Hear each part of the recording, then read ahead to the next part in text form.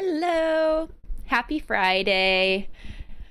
I'm back after being gone for just a few days. I can't tell if I feel like this camera quality looks a little blurry. I wonder if I need to give it a little wipe off. Let's see. Excuse me.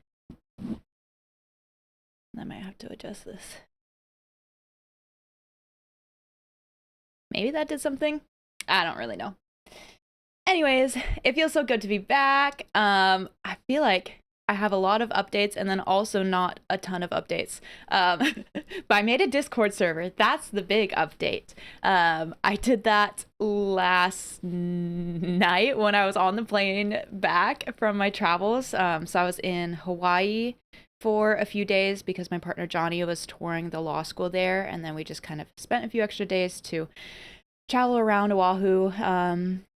And check it out, which was super cool and super fun. We had a great time. It was great to be in some warmer weather and just like see more of the island. I had been there once before, but didn't really get to travel around a lot. So it was really cool to get to do that. And then, yeah, made a Discord server on the way back. So I'm hoping that'll just be a nicer way to like one give more updates, especially since my stream schedule can be so back and forth and like hit or miss, times changing, whatnot. And I also, because I found myself wanting to be able to give better updates and then also talk about potentially like next games to play, because I feel like I've been in a bit of a limbo spot lately of like trying to figure out what games I want to play, what I want to complete, like if I want to stick to just playing mostly new releases or dive into some other stuff. So I wanted like an area to just be able to talk about that a little bit more and like connect with people a bit more, give updates, etc., etc. So I made a Discord server. The link is on my about or just in the socials links on my Twitch page. And then I also kind of like looked through my work schedule and tried to pick some days and times that I can hopefully stream a bit more consistently. So that will be, now I'm like forgetting the times off the top of my head. But it's going to be, let's see if I can pull this up. Oh, this is going to be weird because the audio might be coming through. Oopsies. Where do I have it? So Mondays, 11:30 to 2:30 PT. And then Tuesdays, 12 noon to 4 PT. And then Thursdays, 2 to 6 PT. So yeah, I'm hoping that I can stream pretty consistently those days. And then Wednesdays and Fridays, I want to try to do more like YouTube Let's Play recordings. But if there's not one of those that I'm wanting to do, then I might pop on for like a bonus stream on one of those days, especially if I'm like playing a longer game on stream or anything like that. So Wednesdays and Fridays will just be a little more up in the air, if I'll be on those days or streaming. But yeah, I'm hoping a more consistent schedule just also helps with things and feels a little bit better. So I'm excited to see how that works out. I'm really hoping I can stick to it. It'll just kind of depend on how it meshes with my work schedule. Yeah, I think those are the big updates, Discord, and then a little bit more of a schedule. As for the game we're going to be starting, it's in the title, but it's called Esoteric Ebb. It released on March 3rd, so very recently. It has 96% out of 850 reviews on Steam right now, which is pretty good. And I feel like they've been doing a pretty good job advertising it. It seems like it was mostly a solo dev, and then they do have a publisher, but the Steam page description says Esoteric Ebb is a single-player CRPG inspired by the freedom of tabletop adventures. Unravel a political conspiracy with your goblin sidekick. Roll dice in tense encounters. Become a cleric of legends or completely ruin the campaign. So D&D inspired. It's also supposedly Disco Elysium inspired, but I think some of the reviews I read were like, yeah, they can see the inspiration, but it's not like a replica, or it definitely does seem different. I haven't played Disco Elysium, but it's been on my list to try for a long time. So instead, I'm just trying a game inspired by it right now. So without further ado, I will get this pulled up. I haven't like opened this game or like really seen a ton about it except for what's on the Steam page, so it's going to be as much of a surprise to me as it is to you all. Sometimes when I've done that with games in the past, it's worked out great, sometimes it hasn't, so I'm really like fingers crossed here that this one works out, because I've been kind of struggling with finding a new game to play outside of just continuing on with Clair Obscur. But let me go ahead and switch this over, and I will get the game pulled up. Okay, so we are back. There wasn't much missed. It was just the start screen, and then here we are. Once we clicked new game, it showed this page, and so basically, all of these were set to default of 6. Oh, and so it looks like the white circles up above are like the resources we have to add to our different skills. I have played D&D, so like a lot of this is familiar, but what I did really like is that for each of these skills, one, it has really cool art, but it has the lore behind it, so it shows the cleric's unique take on like dexterity, uses, the mechanical benefits, and then how dexterity impacts the cleric. So I think I do want to go ahead and like read through all of these just to understand it, but it's nice that they have a randomized feature, and then I haven't gone down to this background focus yet. But okay, so for strength, lore. Every shepherd knows the song. It bellows up the river. Earth lives in that sliver of land. A folk prayer. Strength measures your natural bodily prowess alongside a testosterone-fueled mindset. As a man, it is only proper for you to hone your figure and its capabilities. But why? The search for meaning is as vital as the struggle towards competency.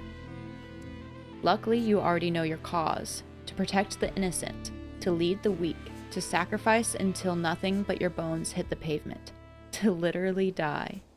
Become a zealot, regain your honor, set out on your divine mission. Okay, so it seems like for the cleric, yeah, just becoming physically strong to protect others. Higher strength allows you to equip extra items, be violent and or manly. Increased manhood. Okay, this is interesting. This is very man-centric. Be violent and or manly, useful in encounters. Religious fervor and aesthetic nationalism. Increased manhood. A high-strength cleric. Votes for the party of Norvik. So there are different parties. Prays to his dead god. Uses brute force on puzzles. I don't think I really want that. I like puzzles. Punches big bad evil guys in the face. Wants to become a real human hero. Loves quest. Simple as. Low strength. Is a weak sniveling rat. What? Bows down to anyone stronger. Can't handle the banter. Gives up when the going gets tough. Wow. Is afraid of women. Doesn't care about quests. This is wild. This is like...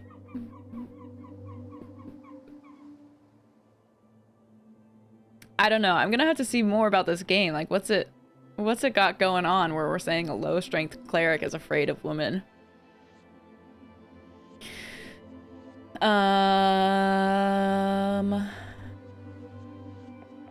think I want to be, yeah, maybe like a -1 on strength. Okay. Dexterity. Dexterity measures natural reactivity, balance, and poise. The haste with which you express a witty remark or notice a nervous glance. And of course, your ability to gracefully avoid the consequences of your actions. It's all about risk versus reward. It is that feeling of self-preservation when everything falls apart around you. To grab as much as you can while the grabbing's good. To progress towards a new future full of freedom. So those who look out for themselves can prosper and survive. I promise you, no one else will. Some more like self-preservation. Okay, I'm gonna bump this a little bit. Maybe that's a little too low. I can set up a little higher. Okay, so what about uses? So I did kind of already look at this, but I'll reread these all again. With enough dexterity, you can steal anything. Pick locks and sneak and dodge traps and roll initiative and react quickly. as a dashing rogue. Become rich as a Republican revolutionary. Just run away, dummy. Does this change at all? I wonder, maybe... Okay, all of this screen feels like it'd be easier to use with a mouse, so I'm just gonna try that right now. Okay, a high dexterity cleric votes for the revolutionary free striders, collects piles of shiny coins, acts first in every encounter, avoids trouble before it brews, always has a witty reply, looks out for himself, takes big risks, and wins every time. I kind of like dexterity. Low takes big risks and fails every time, doesn't notice anything in time, stumbles over his own feet, drops the ball figuratively and literally, is slow mentally and physically, is dirt poor, very embarrassing. I'm also torn on if I should Hi, Thunderverb. Yes, I did update it recently, so you're not just unobservant. It was maybe like last week. It's kind of been a work in progress. I've been like slowly chipping away at trying to like improve some of my stuff. So, yeah, not unobservant. I did do that recently. And also, welcome in. I am like torn on if I want to do the things that like I myself would do, or if I want to kind of make a character that would just be funny or something different from what I would do in D&D. Oh, and I can choose what I'm proficient in. Okay, I'm gonna hold off on this right now. Constitution, the lore. Always listen to your hungry stomach. Constitution measures your natural stamina, both mental and physical. It's how much you can take before going down. The world is harsh and unforgiving. It will beat you to a pulp with words and sticks. So listen to your gut, the instinct that kicks in when you're standing at the pit. It is the voice that speaks nothing but bodily truth. Every choice you make, every emotion you accumulate can be traced back to the lower half of that stomach of yours. Follow it, retain the morality of fleshy logic. Simple, easy, truthful. I like Constitution. It's needed for hit points, control your body, and its esoteric connection. Your political party polled 2% last week and you don't care. Pain is good for you. Roll. High Constitution. Cleric keeps forgetting there's an election, focuses on the good things in life, is tougher than entropy, keeps his neuroticism in check, talks with the spirits in the walls, listens to a gut, his gut is already dead. A low Constitution cleric will die, panics over everything, listens to his gut and is wrong, has no control of its bodily functions, can't handle the pain, has no special connection with walls. With walls? Oh, because of the spirits in the walls. Okay. I'm a fan of Constitution. Intelligence. Okay, I can use the keyboard here too. I don't know, this maybe feels like it's meant for a controller, actually. Let's just stick with the controller. Get this mouse out of here.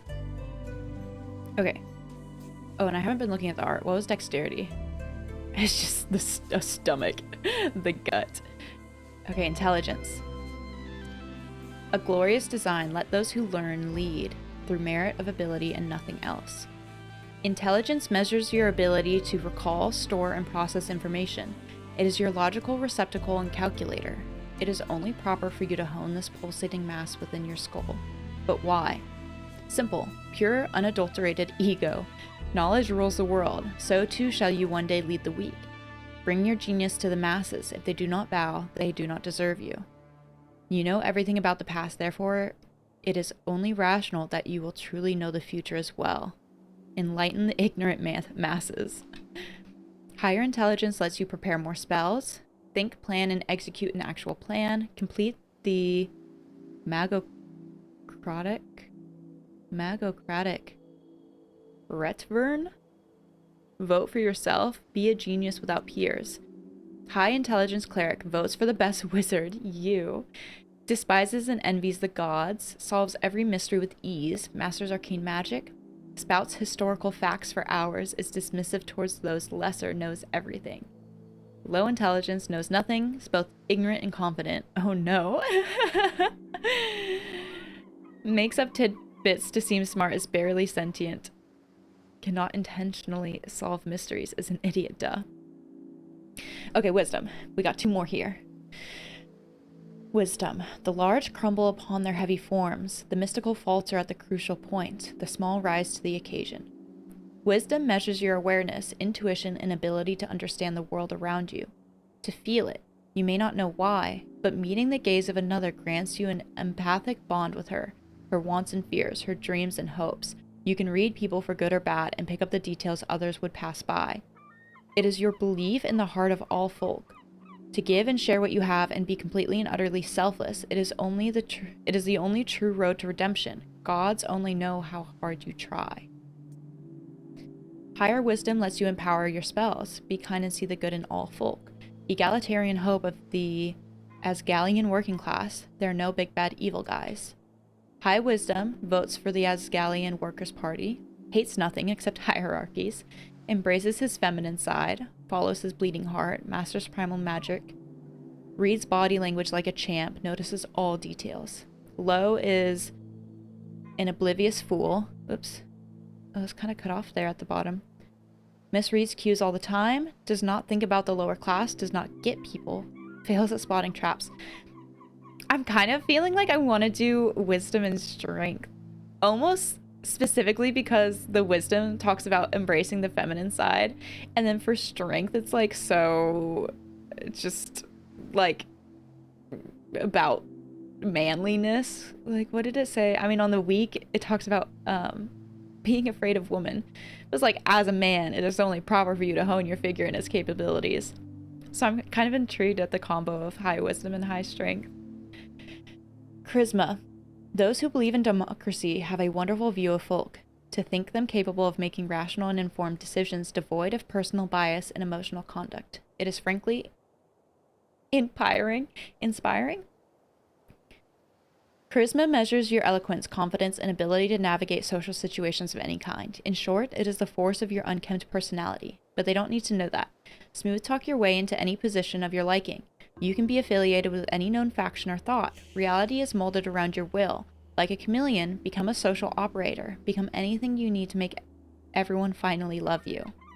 Uses. With high charisma, you get an automatic discount in select stores near you. Win every conversation. Say the right thing. Say whatever gets people to like you and become an apolitical force of nature. Be arguably sociopathic. Role. High charisma. Votes for whatever makes him popular. Was socialized as a child. Knows what to say to win favors. Can actually flirt with some baddies. Loves to mind control people. Sees truth as a suggestion. Has no soul. Low charisma. Isn't very likable. Doesn't know how to act with people. Fumbles the baddies. Fears conversation. Is like the opposite of a skilled orator. Has no style. Okay, funny. And then we have these background focuses, but I want to look at that in a second. This art is so cool. So pre-built. Primal cleric. What is the nature of man? So that's the one I was talking about, where it's high strength, high wisdom. Trickster cleric is dexterous and charismatic. Scholar cleric is wise and intelligent. Beefy cleric is... Oh, that's interesting. Proficient in charisma, but low on number. It's kind of mostly high on constitution, but then mostly even across the board. Unstable cleric is dexterous and charismatic and also intelligent and really low on everything else.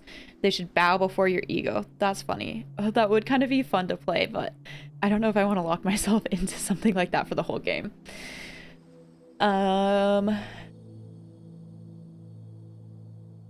Scholar cleric, trickster cleric. And trickster would be kind of fun, but I feel like I should go with the primal cleric because that's what I was talking about.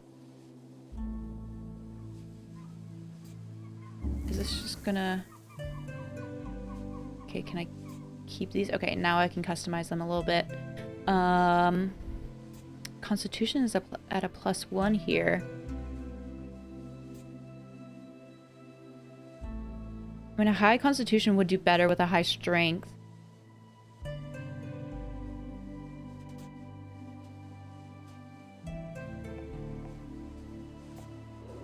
I kind of want to be a little bit better on the charisma. I guess maybe what I really want is to be balanced. I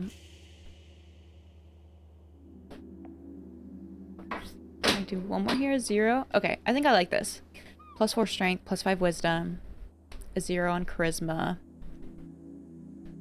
Okay, and let's look at these background focuses. And I have proficiency on strength and wisdom. I think that'll be good.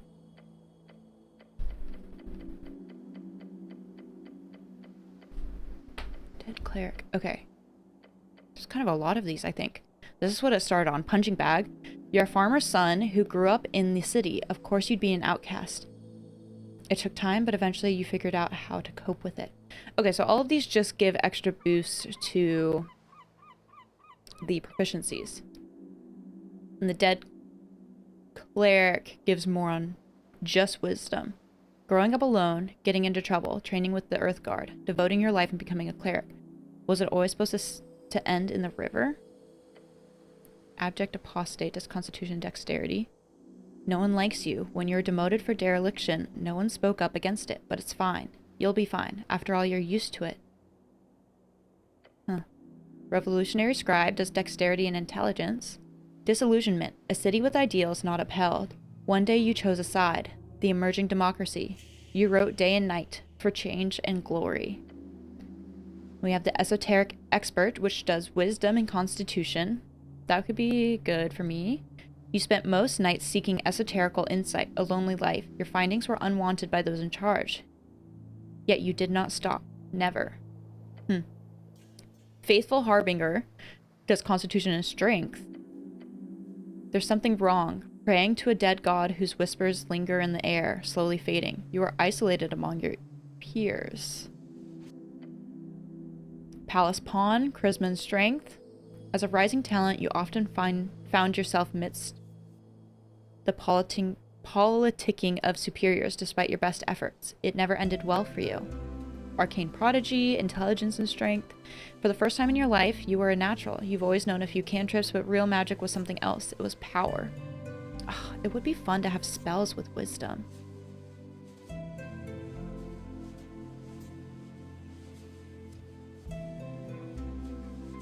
Now I'm tempted to like boost my wisdom or intelligence a bit more. Towering apprentice. Joining the towers is an honor bestowed upon few. It is also a terrible challenge, even for you. Who'd have thought the lectures were so draining? Acolyte, strength and wisdom. Your knack for scribing got you a promotion to the clerical duties, picked out of the ranks. You quickly showed deep devotion to your divine city. I mean, that would fit well with my stats. One friend, dexterity, wisdom. You really ever only prayed for that one thing during those lonely years, but the gods did not answer, so you learned to manage as always. There are so many of these. Okay, I'll try to go a little faster because I do want to read all of these. Earthguard recruit. After your arrest, there wasn't much arguing about it. 3 grueling years in training, drilled on the city code and virtues, but you survived. That's strength and dexterity. Asglist. I almost like feel like maybe I should have done this background focus first, because it's kind of fun to think about like what your background would be, like what sort of background you vibe with, and then kind of do your attributes based off of that. But oh well. Asglist activist, your friends soon introduced you to the rebellious belly of Norvik. As a teenager, you spent years spreading chaos, and worse, dwarf propaganda. Little weirdo is only charisma. You were a novelty to them, the boy who would do or say anything for their attention, for their approval. After 2 or so years, you got quite good at it. Crowd pleaser, charisma and intelligence. Inevitably, you ended up with the wrong crowd. You quickly picked up on the slang and radical terminology, doing anything to get real friends. Lore enthusiast, intelligence and wisdom. Spending time alone in the city, you often ended up at the Darrowian library. The strange history of Jor's realm was a constant companion to you. Kiosk kid, dexterity and charisma. Your mom wasn't around a lot, so to keep you out of trouble, she forced you to get a post-school job. You still despise the smell of newspapers. Troll killer, is all strength. You don't remember it, but you know well how your father died. Sometimes it motivated you. Sometimes it felt impossible to live up to. Could do the troll killer. Okay, now we're back to the start. That was all of them. There's so many.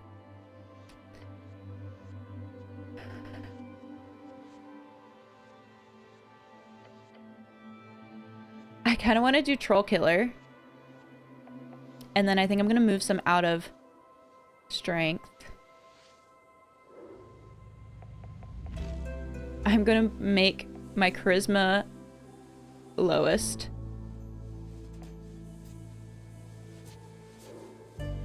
Boost my intelligence to +1.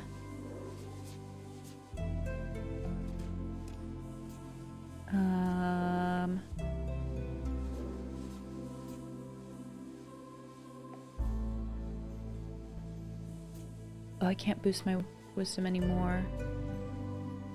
Dexterity and charisma are gonna be my lowest. I could do mid constitution.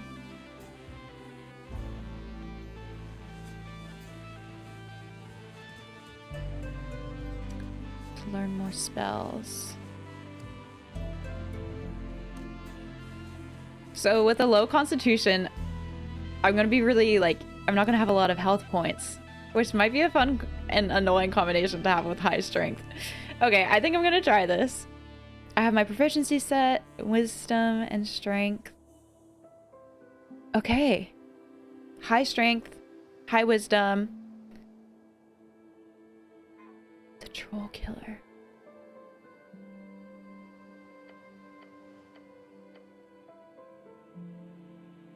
Okay. Let's do it. 5 days until the first ever election. An explosion erupts at the heart of the city. No one wants to deal with it, so they send you. The clumsiest cleric in the city. One with incredibly deep esoteric insight. Complete your quests in any order. Don't be afraid to make interesting choices. And remember to love everyone, no matter what. I wonder if that was also customized. The campaign will take you from level 1 to 6. We'll play for about 5 to 8 sessions. It's been a journey to put this together. I hope you have a good time, Chris. And only 6 decks? Don't try to steal anything, okay? That's so funny. Oh, so the intro was so customized. And these are typical D&D spells. That's so fun. So the intro, those first words were customized to kind of how your build was.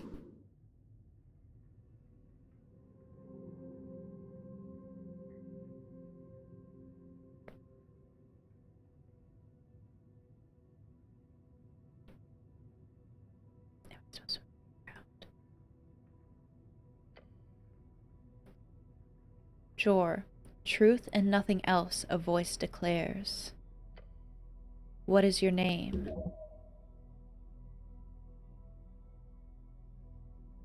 Intelligence, DC 8. Success. Oh, did it auto-roll this? Ron? Ragan? I feel like maybe I'll say Ragan or Ron? Ran? Just ran? I'll say ran. A DC 14 success. And in your statement of citizenry, Ran Hemlin. Oh, and I can choose Ran. Doesn't sound right. Truth and nothing else, a voice declares. Okay, I'll say my name. Factually correct. You answer. Another question from the darkness. What is your occupation? Wisdom, as if it matters. This art is so cool. Constitution, you are dead. Look around. Yeah. Your senses reach out into the void, a glimmer dangling far, far away. What if I look around again? Okay, the same thing. What's an occupation in this context? Work. Getting paid for labor. Dexterity failure. Yeah, I'm so bad at dex. Didn't you have a job? Something really important. Your class. Tell the voice about your class. Class, what class am I? I have a very important job to do. Okay, I'll say that. I have a very important job to do. Dexterity failure. Way too important. You'll never make it out alive. Jor. It takes a while before the next question is posed. What is your current goal? Wisdom. We need to find out who blew up the tea shop. And most importantly, for what nefarious purpose. Strength. You are a hero. By divine dictate. Only you can save the world. Constitution. Are these like all the parts of me talking to myself? The Goblin Chieftain. She needs you. Tea shop exploded. Why all these questions? To save the world. To find the Goblin Chieftain. Is that right? Why all these questions? Charisma. No clue, but you should keep him talking. It's been silent here for far too long. A tea shop exploded? Unfortunately, yes. Yeah, I wonder if these are like the parts of myself that I'm getting to keep talking. That's not good. I like tea shops. Great, I hate tea shops. They should be banned. No, I don't have any strong opinions on tea shops. In fact, I never think of them at all. That's not good. I like tea shops. They are lovely, yes. You may ruminate further on tea shops at a later date. There is a question to be answered. Your goal is to find the Goblin Chieftain, is that right? You know it to be true. No reply. No feedback from Jor.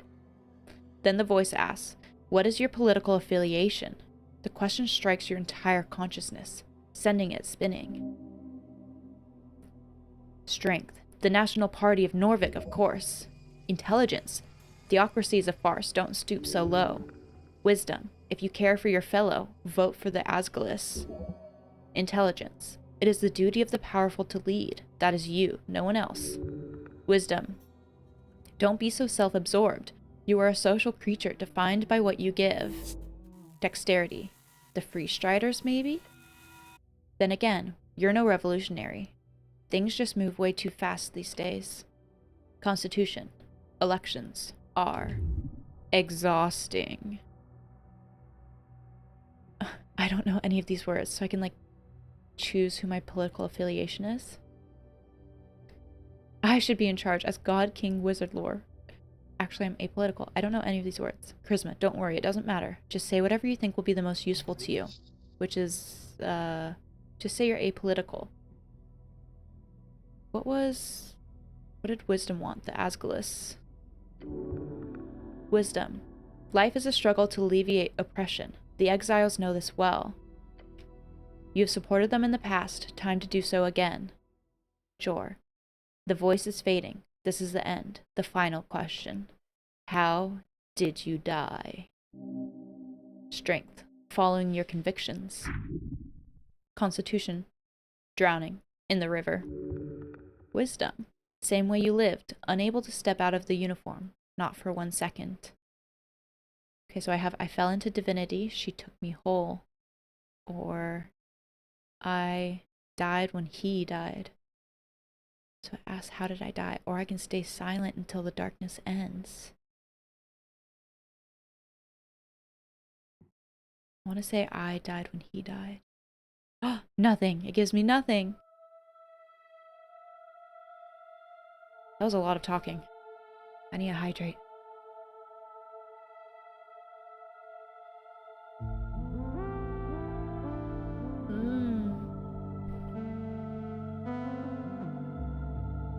So I'm guessing this is me, and this is me falling in the river, dead, as was just implied.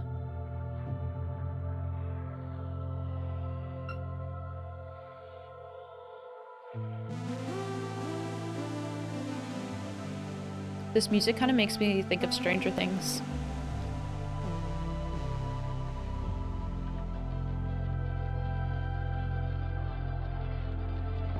I like having these intro credits.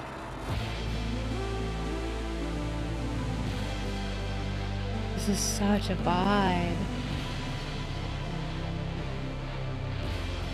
Because usually you don't see all this information until you roll credits at the end.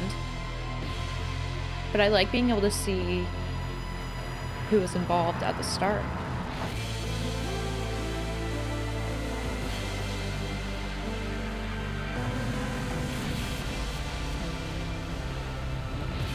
The font looks like the D&D font.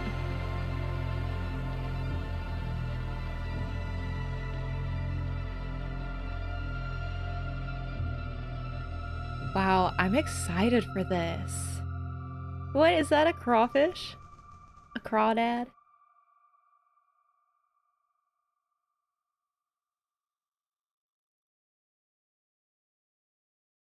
Whoa.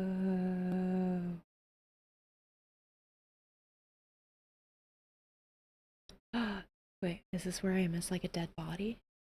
Okay, is this gonna be controller friendly?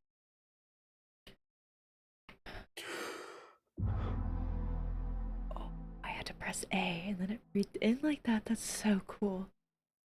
U dot dot dot. Constitution, a fresh start. 1. Get up. A 4 out of 8 HP. Day 1. Steam achievement. Wake up in the lower layer. Wisdom. Your heartbeat is loud, screaming. Constitution. Your body aches. It's stiff, as if you slept for days. Strength. Ready for your glorious quest to continue?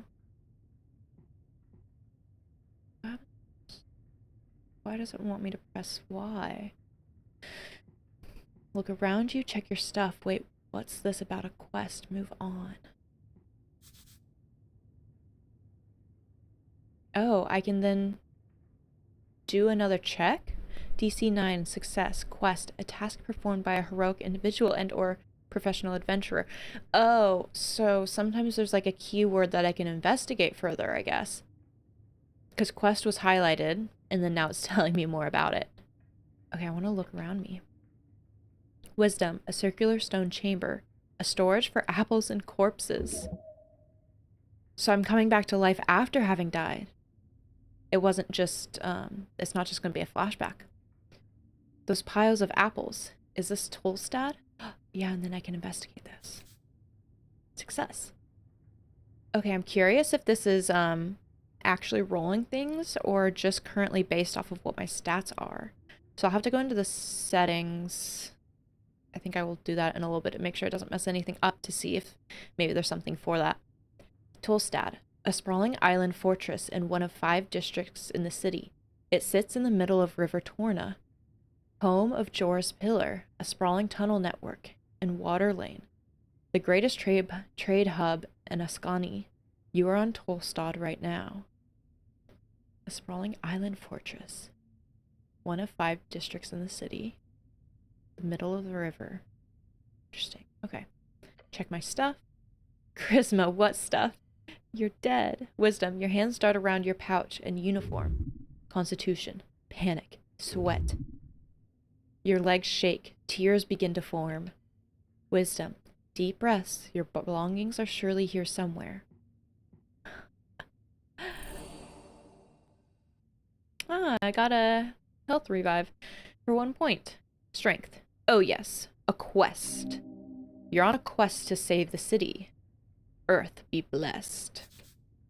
Earth, your god.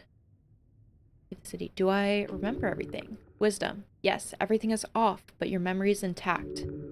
Your quest was given yesterday. Remember, the tea shop. Dexterity. Yep, the tea shop that blew up. It'll be a tough one. Might take days. So I have just a job. Ah, so I've done this before. 2, a quest. I like those. 3, wait, how much time do I have? 4. So to be clear, I need to figure out who blew up some random tea shop. And that moves on. I want to ask how much time I have. Dexterity until the election. Duh. Intelligence, which is in 5 days. Strength. The patriarch was clear. Handle the tea shop before election day. Patriarch, a top clerical rank in Norvik. Different from Lord Patriarch, which is the traditional administrative leader of the city. Only about a dozen men currently hold the rank. They manage a section of clerics, each at the towers. Cleric, a servant of a god. Wow, this is going to get nested. Cleric, a servant of a god, deeply devoted and spiritually connected. Typically a divine spellcaster given power through their deity. Divine, one of the 3 pillars of magic. It is represented by the sacred, the faith of all folk, their souls, and is granted by gods who once walked among us. Strength. You must honor this request and complete this quest. Time only advances when you make new choices in dialogues. Oh. So it's 8:12 right now, and if I click another one of these? Just a job. Ah, so I've done this before. Dexterity. You haven't really... Oh, I got experience. Your previous experience lies more in some basic Earthguard militia service, as well as a few years of the towers. Earthguard, the heroes of Norvik, keepers of the city law, defenders of humanity, your brothers. Didn't I already look at Norvik? Norvik, your home city. Founded by your god towards the end of the Coast War, it is built upon several layers of ancient ruins. Earthguard Militia Service. Earthguard, the heroes of Norvik, keepers of the city law. Norvik is my home city. Founded by your god towards the end of the Coast War. The coast, also known as Jor's Realm. It is a strip of land divided into 8 bands. Jor's Realm. The further inland you go, the closer you get to the infinite waste. It is theorized to be a ring or a half-sphere due to the bend of the horizon. This is so deeply nested with information. I keep just like going further. Band, an esoteric divide, splits the circular coast of Jor into 8 geographic areas commonly known as bands. Each band has unique esoteric and natural traits and stretches from the coast to the infinite wastes. Esoteric, the magic of Jor and his strings. The coast is infused with it. Jor, the name of our realm, also the name of the legendary wizard who created it. He died during the closing at the end of the Gate era, but that was who was talking to us when we were dead, like that little ball of magic.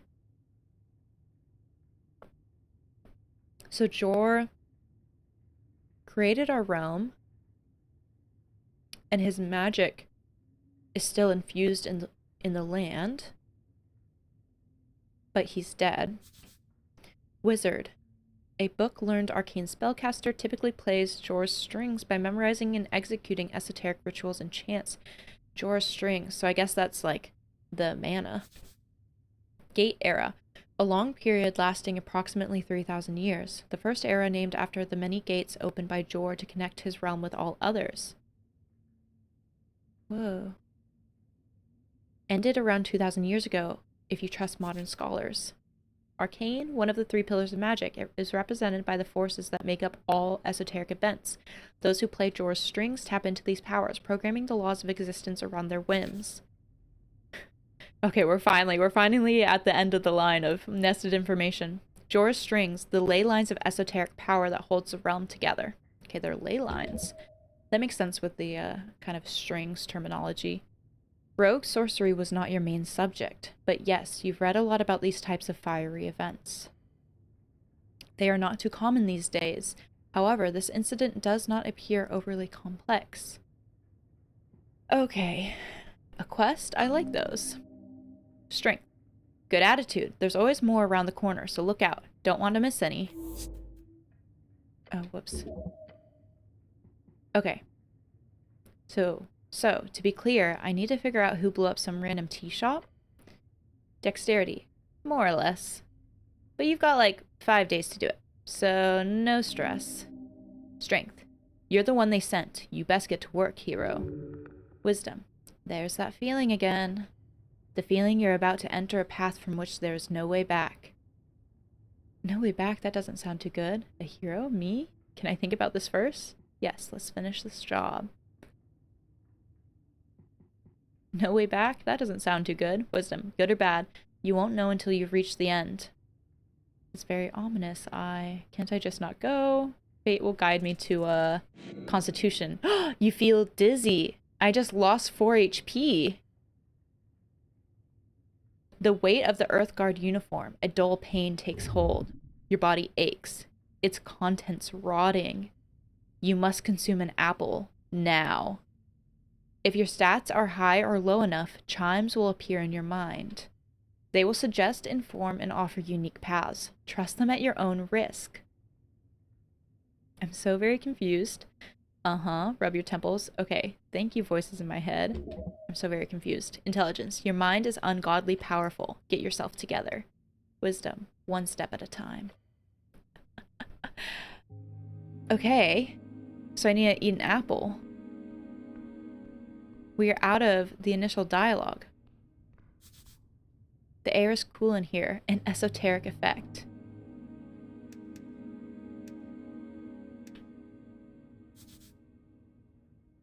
An apple looks better than the ones in the pile. Okay, I'm gonna try this mouse and keyboard to see if I can like click around to things all over. Yeah, okay. Trifle. Because it'll be easier to see what's going on.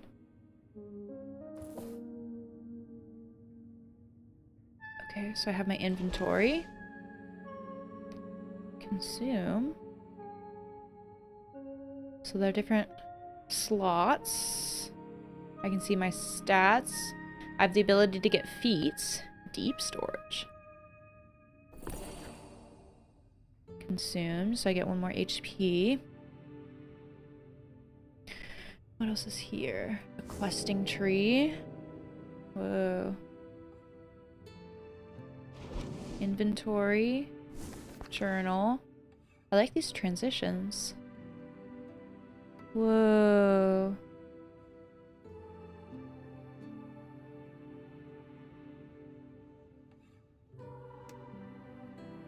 What do these DCs mean? Well, I guess like the information maybe I got? Ooh, Goblin Garden, Pillar Crossing. Biskin's Lair. Skills. This is a cool map. My spell book.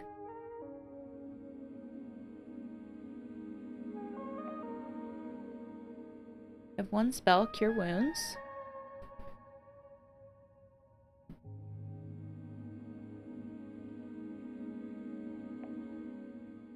Can I use it?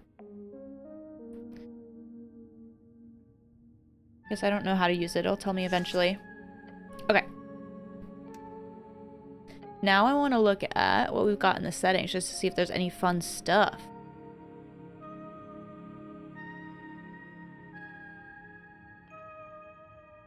Is this not full screen already?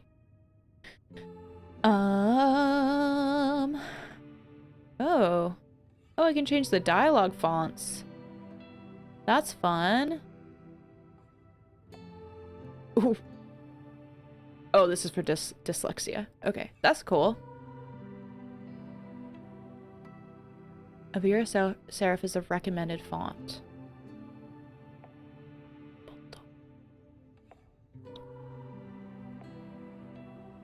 I feel like I either like the look of this EB Garamond or I'll keep it at Avira Serif. Okay, nothing else really going on here, so let's just keep moving along. A scarf. This isn't yours, is it? Well, I'll trifle. A tattered cloak, +1 dexterity, -1 charisma. The cloak is sprawled upon the iron slab. As you grab it, you immediately feel the dampness spreading into your gloves. So it's wet. Wisdom. It is light blue and tattered. And it was once yours. Strength. An Earthguard cloak add-on. It has been ripped to shreds at the base, but you could still use it. Charisma. Interesting style. You could pull it off. And that's a failure because it's going to give me -2 charisma, so it probably would have told me otherwise. Weight in your hands. Wring out the water. Let's wring out the water. The filthy liquid falls to the floor of the stony chamber. It smells of salt water. It is still quite wet.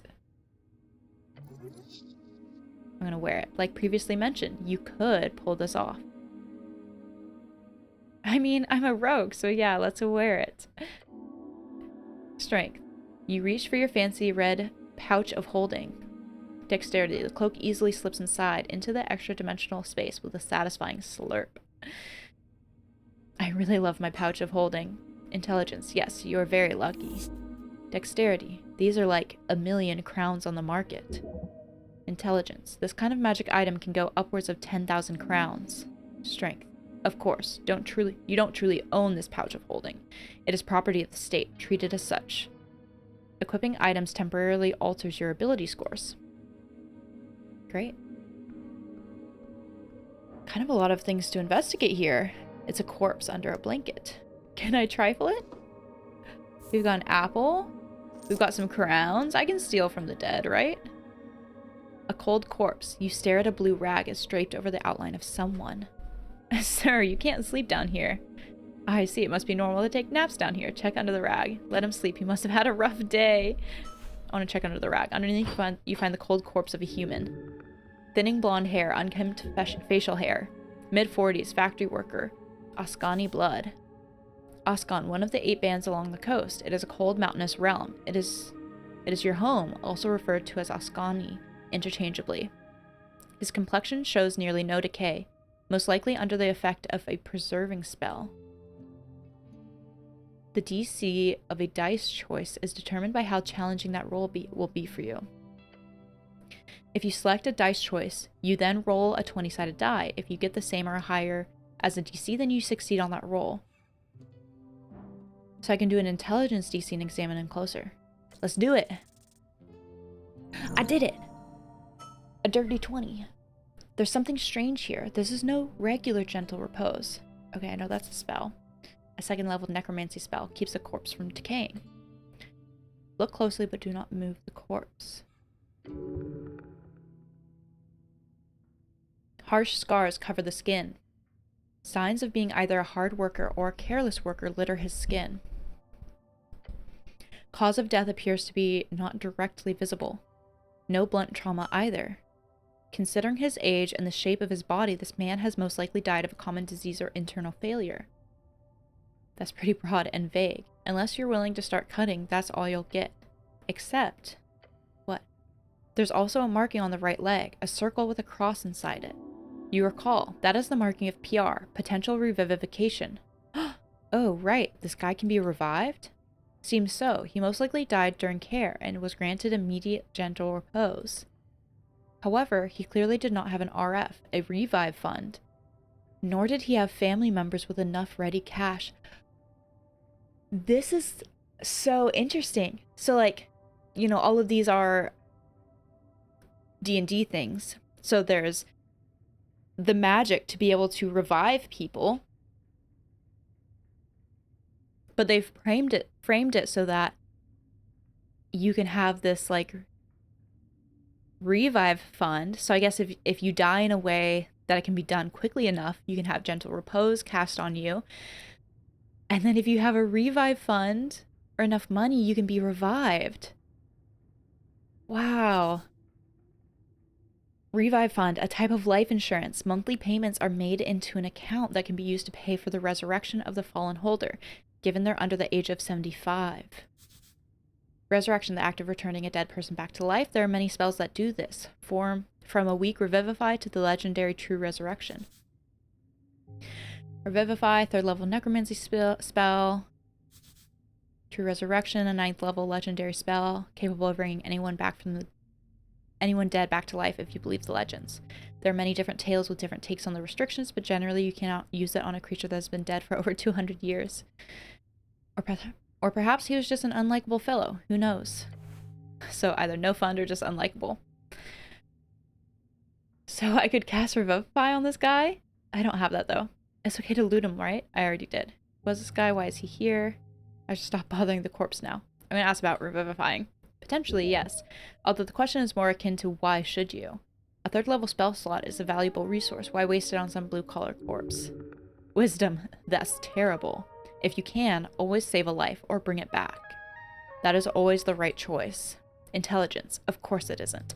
I love this, like, warring of different sides in the internal dialogue. Ignore the fact that you cannot simply spend your power on any old fool. There are also a million outcomes to a resurrection that could lead to a negative outcome in the world, despite your good intentions. Good intentions build a better world. Intelligence. Perhaps in your foolish alignment system, but not in reality. Alignment, an esoteric effect which brands each creature on the coast with one of 9 labels on 2 axes, lawful to chaotic and good to evil. It is debated exactly who or what determines the parameters within this spell, or effect. Spells like Detect Alignment are capable of parsing this effect. 1st level divination allows you to see where they are.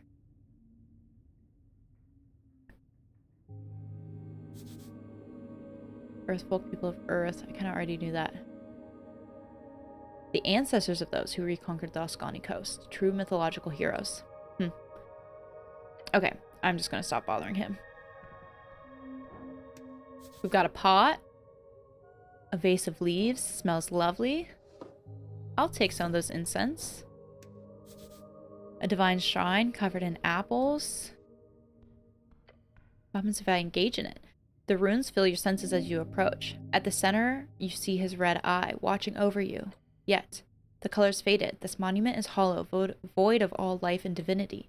And worse, it's covered in rotten apples. A sacred shrine left in this state is an insult to Earth and all of his people. Indeed. Yet you're very much aware that this is not the worst you'll see. You'll have to fight hard to keep Earth's dream afloat. The city is lost, but it is not... The city is lost, but it is not yet lost.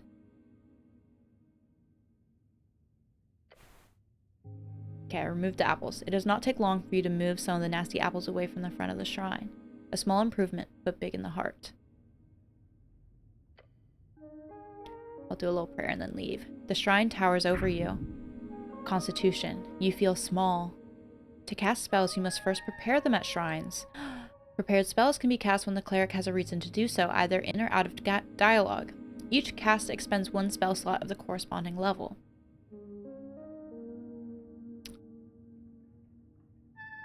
Okay, I'll pray. Staring at the chiseled monument, you focus your mind. You take a deep breath and begin your prayer. And... tranquility. Ooh, I can contemplate the tea shop? You let your mind go through the basics of what you know. The tea shop was destroyed in the middle of the day. Minor injuries were reported. Your goal is to enter the tea shop, investigate it properly. That's it. About the election. The first election. Your vote won't matter. Your vote will be the most important of all. Ask those around you what they will vote for, and you might find your own voice along the way. Contemplate your class. Identity is not easy. It's everything from faction to home life to street. What you choose might be a first step. Choose wisely. Okay, so I guess I can come back and kind of like look over the information I've gotten at these places. Prepare spells. So I'll prepare Cure Wounds. It's the only spell I have. Can I heal here? Not precisely. The gods do not usually grant divine interventions for minor injuries. Intelligence, do you think they care? If you want healing, you have to do it yourself. With a power channeled through Earth? Yes. Come on, is it really channeled? The guy's dead, faded, gone. You're most likely simply handling some esoteric leftovers smudged on the strings. Strength. Of course you can heal here, but only if you pray hard enough. Wait, I can... Oh, the DC was reduced because I removed the apples. I mean, yeah, let's try it. 17! You focus your mind on Earth's symbol, his red eye, and you remember the words. Chant, watch upon me, Earth, shepherd of his folk. You are filled with a spirit of nostalgia and power. Let me pick up the burden, lend me your strength. You feel reinvigorated. I got health, or 8 HP. This is it. This is prayer of healing. Oh, is that a spell? Yes, indeed. Sadly, you're unable to cast second level spells at this time, but it won't be long until you do, or until you will be. Okay, I'm gonna try to like limit myself on reading everything. Divine scripture, where it does not belong. Let's take it. A pile of apples. A great mountain of apples. A very important piece of paper. So let's take it. A voting card. -1 intelligence. So let's see.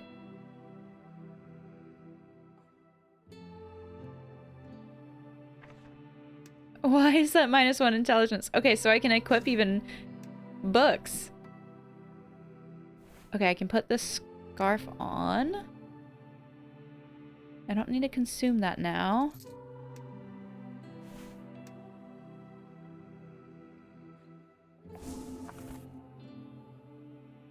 Oh, Shield of Faith. When did I get that? Bonus action. Shimmering field appears and surrounds you, protecting you from damage. For the duration, any loss of hit points is reduced by 1. And I don't really have many spells right now, so let's see if I can prepare that as well. Oh, I bet that was from the scroll. Okay. I'll have those prepared. And let's talk to this zombie-looking fella. Oh, maybe I should have inspected. It is a zombie. You approach a shambling man by the apple pile. He does not acknowledge your presence. Just stared. Greetings, citizen. Glancing under his hood, you catch a blank expression spread upon a dried face. What is your name, sir? He does not even turn to look at you. Identify yourself, citizen. You trying something here, smartass? Why is this man not listening to me? Let's do that. His glassy dark eyes just stare forward into nothing. This is a reanimated corpse. Probably a work zombie, although it has been illegal to employ undead since the Bone Purge of 11. What's the Bone Purge? A citywide effort in 11 PE to stop necromancers from outcompeting mortal-staffed factories. What? Should I defeat the zombie? Attack the zombie? What? I could try to attack it, but it's just chillin'. I found this voting card over there. Is it yours? The zombie does not grunt, and the direction just keeps working. You grip the voting card firmly in your gloved hand.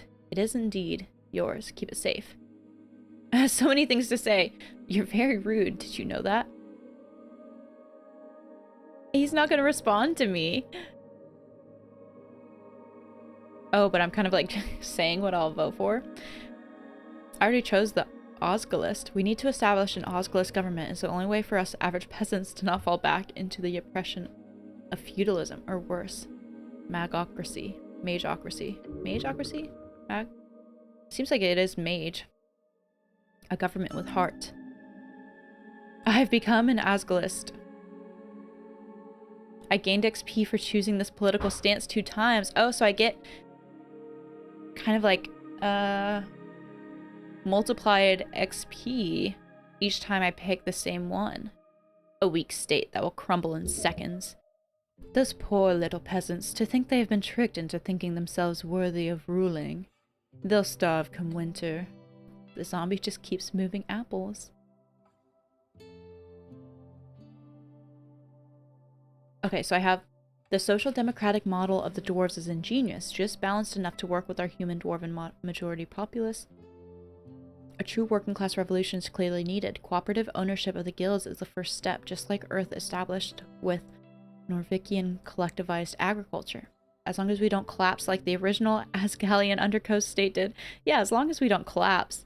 Or the Vizcaw kingdoms, or the 3 wings of Divinitorum, or the, I want to say that one.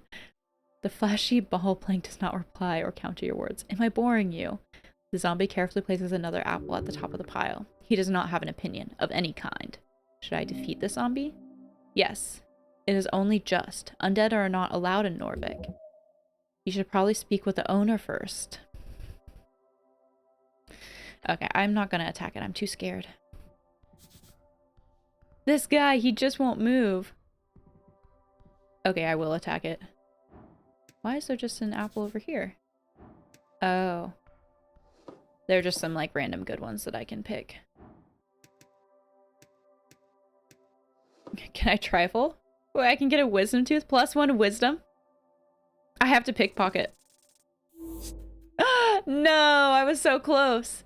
With your fingers fumbling about in his mouth, your grip over the fancy magical tooth slips and he bites down. Oh no! Good thing I fully healed. Ouch. You instinctively move your hands away, but he still gets a quick nibble in. Gah! You need to destroy this foul creature. Oh, I can kill it and then take the tooth. Cease this rummaging through undead moss, please. This is highly invasive behavior. Try to behave. Maybe it would have been fun to be able to steal a lot of things. I'm gonna attack. Yes, deal with this foul creature. I don't think I have a weapon. Encounters are turn-based conflicts where each participant takes turns in rolling dice and taking actions. During your turn, you are able to perform 1 dice action as well as cast 1 spell of your choosing. The order is determined by an initiative roll. Don't let this shambler get the jump on you now. My dexterity is so bad, though.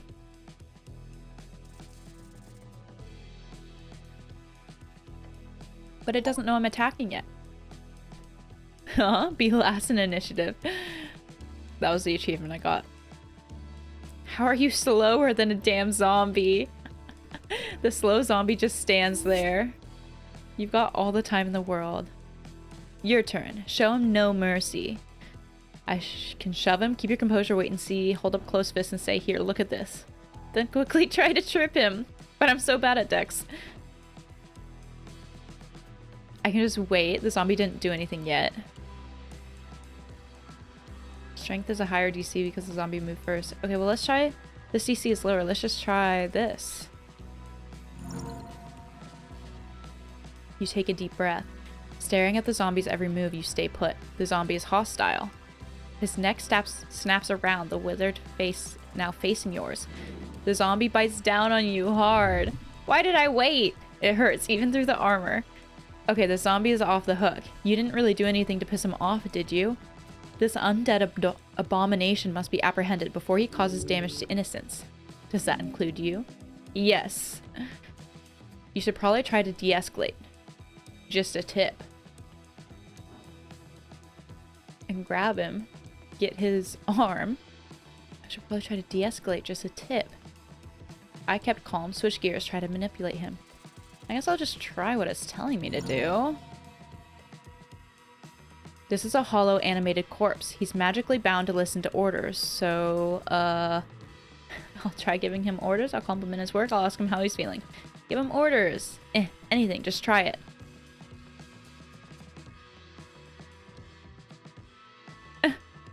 Listen to me. I am your master. Serve me.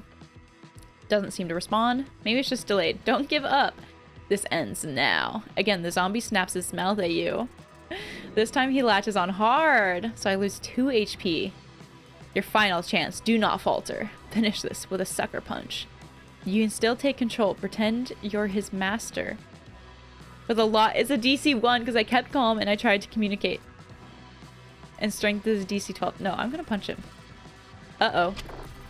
Uh-oh, but I failed. I knock him out. A second level transmutation unlocks things. The definition of locked has been stretched over the centuries. Is it a spell? No. Your powerful iron fist seemingly gets no weight behind it. As it hits the zombie's hide, it feels like hitting a damn wall. Your fist cracks! You hit a bad angle on its protruding ribcage. Great job. The zombie appears unmoved as you stumble backwards. It is no longer hostile to you. Did it take pity on you? You and your violent ways. This fight is over. For now. So I couldn't do anything to it?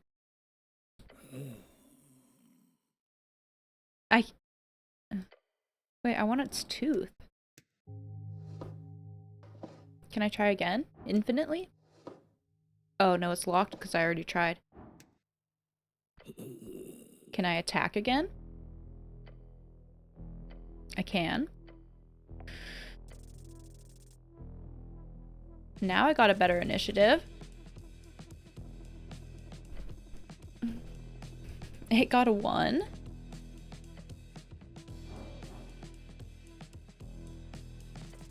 Okay, well now I'm just gonna attack. Putting your weight on it, you push the zombie backwards. He attempts to stabilize himself while stumbling around. The slow zombie just stands there. So am I not actually going to be able to do anything to the zombie?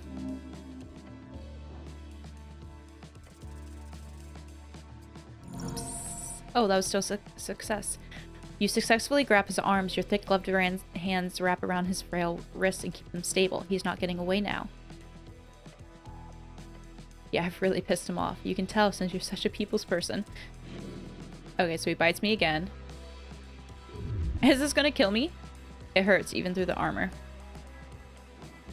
Because last time it did, oh, advantage because I got him grabbed. Last time it did 2 HP. Come on. Knock him out.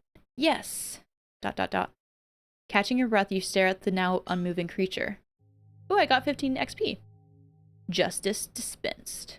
Now go loot him. Get that fancy tooth. Okay, so I was able to knock him over. Okay, okay.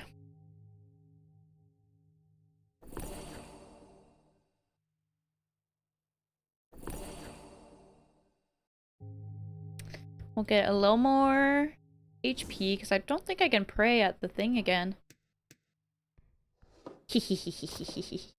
And now, I can use the wisdom tooth. I'll wear it as a little necklace. And I can get 3 apples. Imported goods. The receiver is marked as HWBT. An almost empty box except for a stale treat in a pouch. Cardamom treat? Is this supposed to be like cardamom but just spelled differently? Okay. Y'all, I've been playing for like an hour and I haven't even left the room I started in. What did this say? A crate filled with sand. Inspect the crate. You notice a little marking on the back with the letters HBWT. Touch the sand. It shifts slightly. What? Is it growing? Underlined choices are more risky but might offer more reward. Go deeper. You dive in with your whole hand, fingers first. This one does not. Then you feel a tug, a grip, and finally a pull. Wait, your shoulders almost pulled out of its socket. Struggle. You manage to keep it from engulfing most of your arm, but in the process the sand grabs onto the front of your helmet. Your face is now sinking. A sizzling groan fills your ears. Try to scream, fight it. I should give up, right? The sand will be a benevolent master. No way. Fight it. You grab the rim of the crate with both hands. But as you put your entire adrenaline-filled arms to work, you feel energy being sapped from your veins. Necrotic. You are being sucked. A vampire? Out of your skin. What? As you keep pushing, you realize you could get out at this point. However, then you would have to leave the helm behind. Damn it, try to keep your helmet on. Do I really need to keep the helmet? No, get rid of the helmet. I want to see what I look like. Do I really need to keep the helmet on? Yes, you do. Oh, because I'm a zombie. So I have to try to keep it on. Your muscles turn to mush as you stop your struggle. What's going on? Struggle to breathe. Escape without losing your helmet. Yeah, I gotta try that. And I'm good at strength, thank goodness. I grab the rim of the crate with both hands. The hazy noise of a head no longer filled with so much blood screams in your ears. No longer filled with so much blood. That's funny. I will not die in this crate. Push. Filled with pure fires of adrenaline, your muscles creak and your bones crack, and it pays off. Within seconds, the rock-hard grip of the sand loosens. Why is rock highlighted? What? Rock, a gigantic bird, a beast born through esoteric means. There are a handful of them found through the skies of Ascani. It has nothing to do with rocks. This game is funny. Then it drops entirely. Gah. Within an instant, the sand snaps back into the crate, not a single grain dropping to the floor. It's like living sand. Glancing over to the crate, you see its content now lies still, like nothing happened. You should put on the lid to make sure this does not happen to someone else. I'll get the sand out. A lot. Getting the sand out restored my HP. If I'd probably picked the am I alive question, it would have been like, no, you're undead. You already know that. You take a very, very careful step towards the crate to grab the lid. You place it gently on top. Your job here is done. I've done a great service to the community. Ooh, a dagger. Broken sword, not a dagger. A glow glass, very common magic item. There's so many places I can go, because there are the stairs up top, there are these stairs down below, and then there's this door. There's a door inside this tunnel. Let's try it. I can't get through here. What is it, locked? Stairs leading down far into the city below. And what about the ones going up?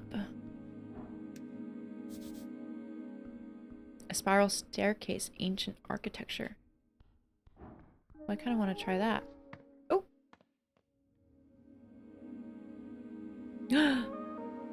Viskin's lair. I'm gonna have to tell him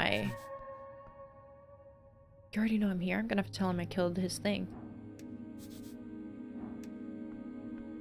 Yeah, let's take some mushrooms.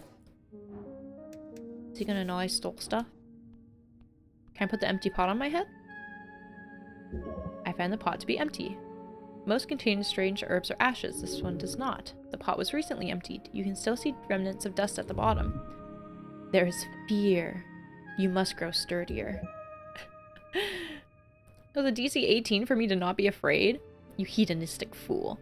Pray the stomach dies and lets the mind work without its poisonous influence.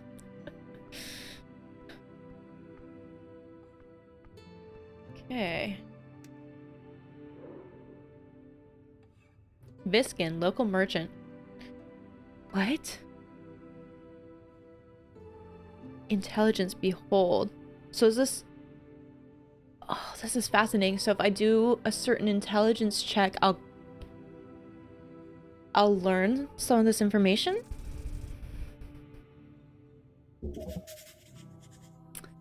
Yeah. And I can't do it again. I have to rest first before I try again. Human reads folk, level 7 entrepreneur. The pale man handles corpses in a basement. A typical self-employed city contractor. You remember hearing about this man. He used to be a dentist and a surgeon. No, I can't steal from him. Viskin, local mortician. The pale man sits hunched over a stack of forms, busy at work, his pencil slowly filling out line after line. On the top paper, you see an icon of a serpentine drake. A great perch. These are the official documents of the city. Great perch, the drake-like sea creature found along River Torna. Earth was known to tame these creatures, and eventually the great perch became the symbol of its great city. River Torna, the second longest documented river along the coast, splitting the band of Oskani in half. That is the great perch of Norvik. So this does kind of give me new information each time. I believe Norvik, the central city of Oskani, the last bastion of humanity, was founded upon the end of the Reconquest in 468 AE, exactly 70 years ago. The Reconquest, a historical event in Norvik, it began with Earth's landing in 466 AE, and is said to have been finished by 468 AE when Earth finished eradicating the trolls who roamed in the ruins of Tulankadal. It is a point of contention if it should be called a reconquest or just a conquest, as no humans had ever lived in the location before. Troll, monster native to Aaaand. They exist in broad categories from small and mostly harmless green trolls to mutated volatile cursed trolls. Vary in intelligence, strength, and organizational abilities. It was Earth who destroyed the Rising Kingdom during the late Arcane era. Oh, so much lore and information. Arcane era, 511 years of rapid magical and technological growth, as well as the birth and death of the great human magocracies in Dimenor. Now, Reeds ended 27 years ago. Dimenor, the Arcane era name for Reeds, often referred to as Old Dimenor. The name was changed by the Free Strider revolutionaries to mark the end of the old magocracies. Free Strider, the new way. People in the east have overthrown the old wizards and gods. For years, the revolution has slowly creeped into the city. Now it's time to finally join the free cities and get rich. Up and about, aren't we? Oh, this is Viskin again. Up and about, aren't we? Wonderful. I am Viskin, local entrepreneur and proprietor of this lich house. It appears you don't really belong here, but if there's anything I can do, cleric, just let me know. Lich house, a mortuary, a holding space for dead bodies. During times of undeath, they are known to be heavily guarded. He smiles at you. Yet his eyes say something else, and his voice is familiar to you. Charisma, you love him. I feel like some of these failures are so just outright opposite of what you expect them to be that they're kind of inherently not holding back on telling you what you would have read if you had succeeded on the check. Look around the... Wait, I can say I love you. Did you save my life? I woke up below. I have a lot of questions. I want to say I love you. I'm sorry? He lifts his head, giving you a stale expression. This is not a man you should show compassion.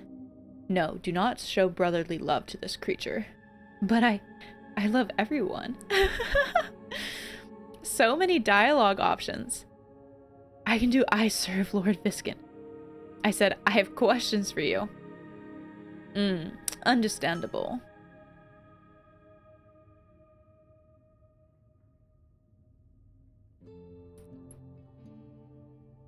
I swear my cat was just in here because sometimes she like jumps up on the back of my chair to try saying hi, and then now she's nowhere to be seen. She's invisible. Okay, I'm afraid to say you've been through quite the turmoil, cleric. Tell me everything. Of course, it must be confusing. To tell you the truth, some fishermen brought you here last night. River Takey added. They'd caught you in their net, took you for a corpse. Not that I blamed them, you weren't exactly in prime condition. Fair. Wait, how did you end up in the river? So I am in fact alive? The pale man stops for a moment. He looks you up and down. Yes, I believe you are. How did I end up in the river? Not a river, the river. I'm afraid I do not have much to tell. Perhaps you fell off one of the bridges to Tolstad. There are 7 bridges over River Torna connecting Tolstad to the rest of the city. I would never fall. It must have been an assassination attempt. I definitely would fall. My dex is at absolute the worst it could be. I must have slipped. Happens all the time. All the time, he repeats. I can confirm. The pale man glances at the ledger next to him. 5 cases this year alone. Where can I find these fishermen? He ponders your question. I did not ask for names, sorry to say. But perhaps Water Lane? That is just a guess. Either that or the local tavern. I hope you can find them. Okay, other questions. Figure out what's weird about this guy. Yeah. Because there's a zombie downstairs. No! Shoot. You glare at the pale man, who keeps working on his documents for approximately 2 minutes. Eventually, you feel stuck in your thoughts. I don't mean to imply I know more than an honorable Earthguard member, my good cleric. However, you must certainly have more important things to do on a day like this. He's correct. Maybe you can get back to this later. Some dice checks are locked on failure, and can be attempted again later. These checks are unlocked on a long or short rest, or by spending shards of Jor. But a roll with a very high DC should probably be lowered before attempting again. Oh yeah, it was a DC 30. Oops. I wish you luck with your endeavors. I don't really care to ask about the zombie. And even though it's tough for me, I am going to have to accept that there are a lot of dialogue choices and things that I'm going to have to just go past. Wait, what is that little dragon lizard thing holding a crossbow? Before you do, make sure to collect all your belongings.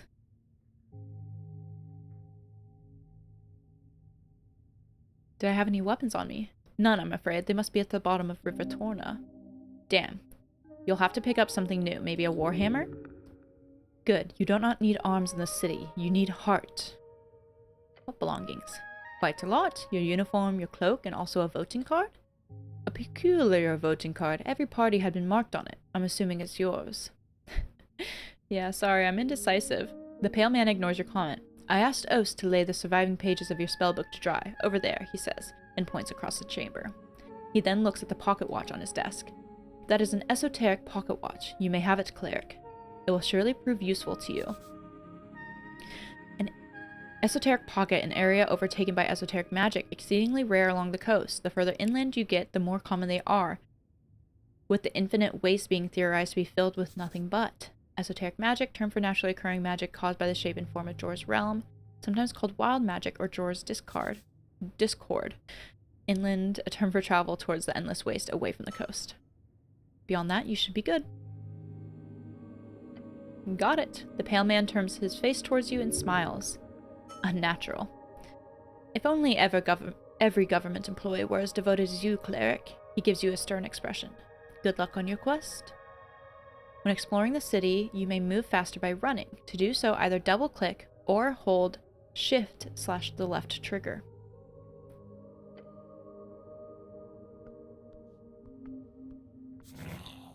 Human caused no trouble. Oast, Chief of Security. Oh my gosh, I have to use dexterity to... Oh, I actually rolled pretty good. Kobold. Tiny kobold. Rogue. This one is quite hostile. Stare on your feet. His expressionless eyes seem to keep watch at all times. He's obviously determined where to strike for you to die as quickly as possible. How humane.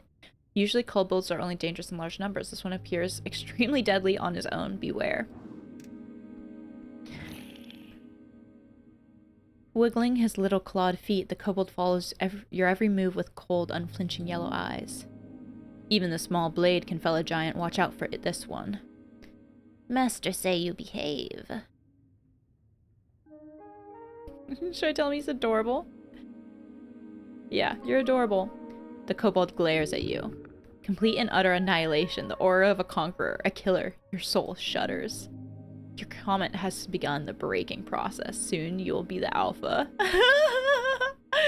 Oh, wait, there's no way I can try to be the alpha of this kobold. Avert your pathetic human gaze. No, I'm not going to try to out-alpha this kobold. The kobold looks at you with cold expression, determined, confident. He is not glaring at you. That is just his default expression. A default expression of death. I have some questions for you. Short question. Go. Who are you? You are a kobold. How did you get this gig? You wouldn't actually shoot me, would you? Can I borrow your crossbow? Where were you when the tea shop incident occurred? I'll ask that. Incident. Tea shop blow up. Boom. Did you boom it? The kobold makes a cackling noise. I wish. Tea shop explosion would be fun to set up. When it happened, I was on Water Lane on mission. What were you doing on Water Lane? Milk. Doing milk? Deliver. You deliver milk? Yes. Side hustle. Kobolds don't even drink milk. I want to know more. Ask questions about the milk. The kobold stares at you. This milk situation is intense. Do you like milk? No. Milk is a form of pure vitality, nature's most precious liquids. Oh, this is so, dialogue based. I mean, they probably have it balanced between all of the DCs. There actually hasn't been a lot of charisma DCs. I was like, this is so dialogue based. Maybe I should have done more charisma because that could come up a lot, but I think it's probably pretty balanced.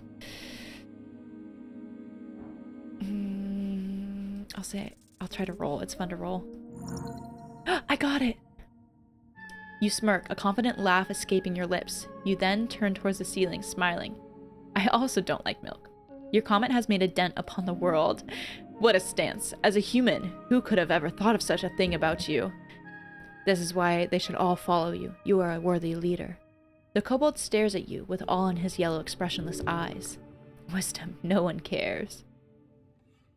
Where does the milk come from? Cows. And where do you get the cow milk? Market. Who buys the milk? Humans. Water Lane humans. They pay many for fresh milk before dawn. The expressionless kobold, cold-blooded kobold is hard to read, but his body language does not exactly scream honesty. It pays. Do kobolds produce milk? No. They are draconic in nature. They lay eggs. Can I have some milk? No. Okay. Milk curry is added, so I can investigate that later. This knowledge will be very useful. You probably shouldn't look too deeply into this. There's probably no money to be made in milk, right? So funny, so funny, so funny. Can I borrow your crossbow? Oops, we're back on the tea shop. Big boom? Big boom. When it happened, I was on Water Lane on mission. A mission? Not a mission. I meant to say errand. Can I borrow your crossbow? Human is kidding? Not funny. For whatever reason, he must have been ordered not to hurt you. Don't push it. The kobold snorts. Go away. Don't let this slide. Just take the crossbow. That wasn't a question. It was a demand.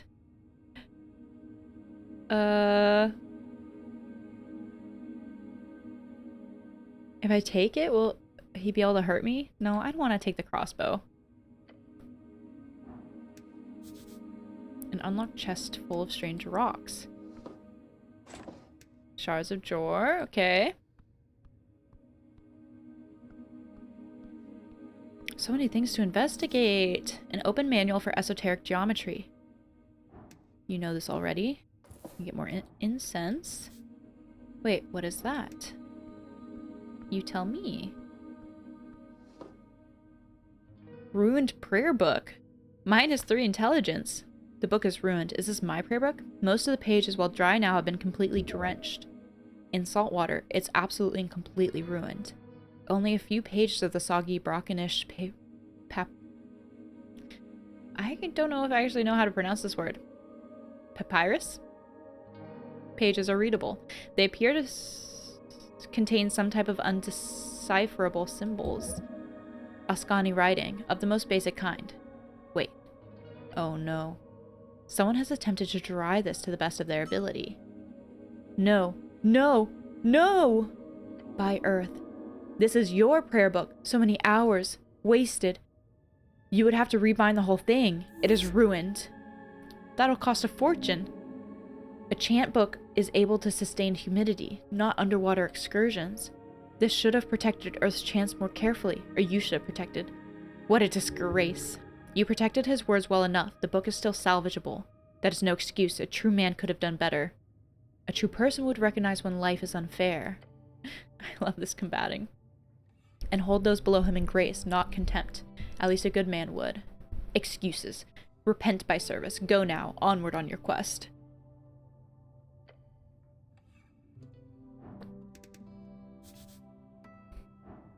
A thick tome. I can engage with it. Are these just all my belongings? But I also had armor and stuff, I think. Flip the tome open. There are fine and handwritten letters scattered across the page. You can read these symbols, but they are in Old Draconic Dimenorian, the common language of man, spread across the coast during the Arcane Era to become the lingua dominans in trade and politics. The Arcane Era is the 4th out of 5 eras. The Coast War, the Great War, a conflict between the Arcanists of Reeds, as well as every other nation connected with them across the coast. A horrible waste of human lives. There was no honor in this fighting. Reeds, one of the 8 bands along the coast, is a temperate land of lowland and many lakes. Holding entire undead cities. De verbis draconum, ars occulta. The author's name appears to be Calum Diminori. Diminori, one of the most powerful magocratic families in Old Diminor, known for the reality warping artifacts and enchantments, spawned from the Drake Slayer King, Dug Dulin Dim. Dug Dulin Dim, the first human emperor on the coast, known as the Drake Slayer King due to his slaying of several dragons liberating their human slaves. Some call him Drake Doom Dealer Dug Dulin Dim. Most do not. Doom, the lair of a lich. Lich, undead spellcaster with immense power. Okay, Old Draconic. Can I try to read it? Right, I need to get my hands on comprehend languages. You do. It's highly annoying that you seem to have lost your memorization. Find a spell scroll. Maybe you could buy it somewhere. It's fairly common. Okay, I'll leave it. That's something I can come back for eventually. The stone slabs are designed to slide along the iron beams. Interesting. Some more incense. No, too much reading. Lots of books. So many books. Arcanist history. Some of them stand out to you as classics. It could be useful to refresh your mind. The books taunt you bookishly.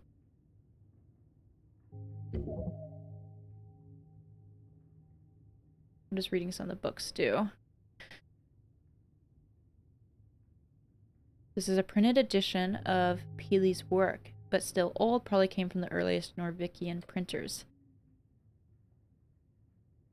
A short message. My belief lay in the collected humanity of Norvik. May you remember that from this collection with honor and grace. Is this a handwritten message from the second patriarch himself? Protect this book with your life. This is a sacred artifact. It's not my book. Fascinating to think the pale man held such a treasure on his shelf.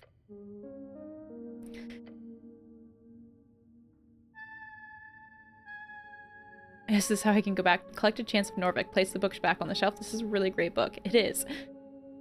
No, that was it. It is.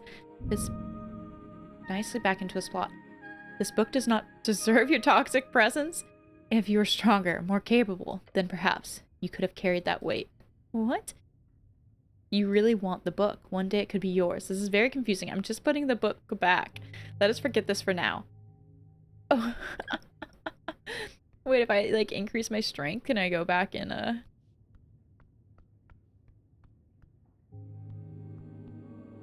grab the book? What is this? Your fate one day.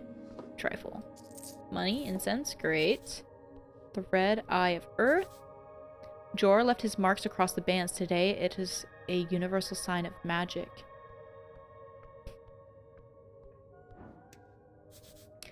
The smell of salt. Voices upstairs and the smell of salt. So that seems like it would be the way out. But so did the stairs that were going downstairs.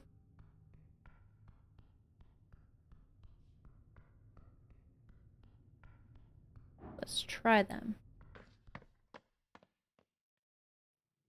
Camera experience.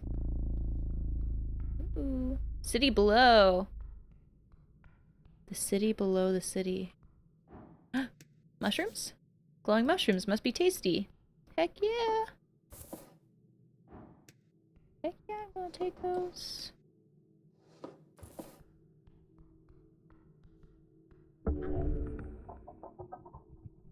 Wisdom, taking a step forward, you touch a thin cord. Something soft latches itself around your ankle. A contraption is now in motion. There is no time. It is a... Oh no, dexterity. Huh? Avoid the trap. I am so not gonna succeed at this. Oh! Down to a 0! It tightens around your boot. With a violent tug, you're forced to the ground, hitting the back of your head on the steps. Good thing my HP got revived. Flail and scream. Before you can even react, your entire body has been dragged over the edge. Flail and scream. You're falling, but not far. With a painful snap, your descent is stopped, and now you're simply left hanging. Good thing I'm strong. In a bit of a pickle, how long can I hang like this? Look up at the rope. Call for help. Let's try to pull myself up. Ugh, a nat 1! No! A deep breath. You heave yourself forward, grabbing the rope attached at your ankle. Your muscles strain. Pain, your weight is too much. You've been hanging here for too long. You must try again. Your quest cannot end here. Could I literally just die here? Okay, and keep trying. What if I look up at the rope? It's snare tied around your boot. Should keep you hanging for a long time. You see how it's connected to a series of pitons wedged below and in the side of the stone walkway. Next to you is a hanging rock. It acts as a counterweight. A terrifyingly efficient yet surprisingly simple contraption. Whoever set this up is an expert. Okay, here we go.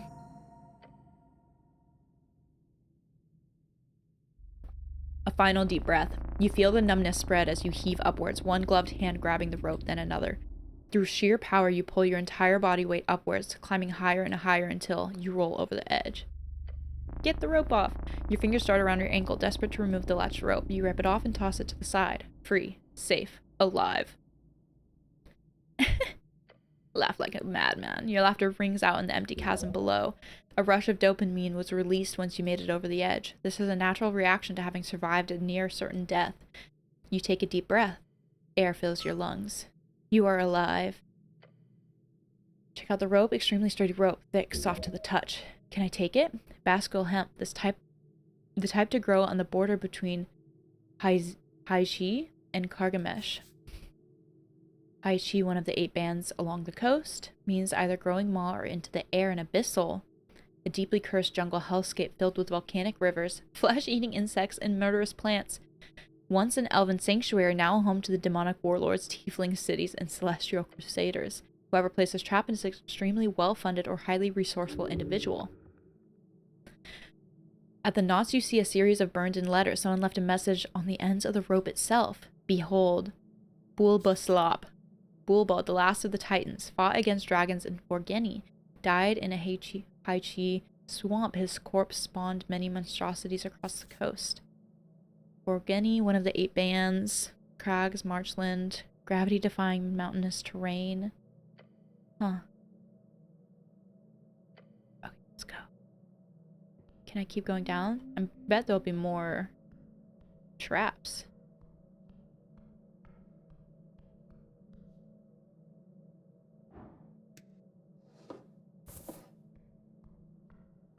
Okay, take the mushies. Maybe I should eat some apples. Or all the other things. This would give me plus 5 HP. Let's just eat 2 more apples. A mouse! Or a rat. A rat is not really running from you. Wait, I can just take it? And it gives me -1 charisma if I have it on.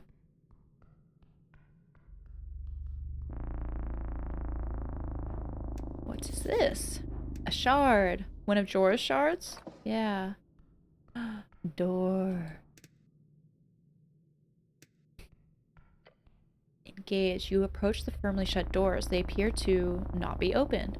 The legendary, horrifying OWD. These are all over any proper dungeon.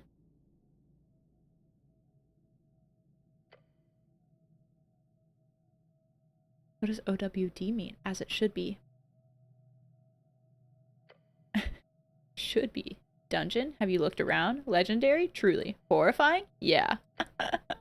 OWD? The one and only. One-way door.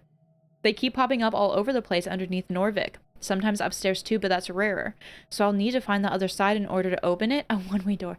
That's the logic here, yes. Right, we'll have to keep an eye out. Or I'll have to keep an eye out. That's funny. A one-way door, eh? Let's try going this way. What's this? The wall here. It's a door. Oh, so that's just a passive check. Oh? You detect something unusual about this section of wall. So this is a dungeon. I wonder if these will be scattered throughout the game. Specifically, the ornate skull. This is a doorway. Run your hand along the surface. Your gloved fingers trace the stone. Smooth, cold, ordinary. But wait. One section feels different. Slightly warmer. A tile, distinct from the others. I press the tile. A soft click. The wall shudders, then slides open. Let's go! Revealing a dark passage beyond. Cold air rushes out, the smell of old stone and dust, and something else. Death. He means his weapon, not his manhood. That won't be needed in this dead, bony place. Gulp. Wait, did I equip my... I need my broken sword.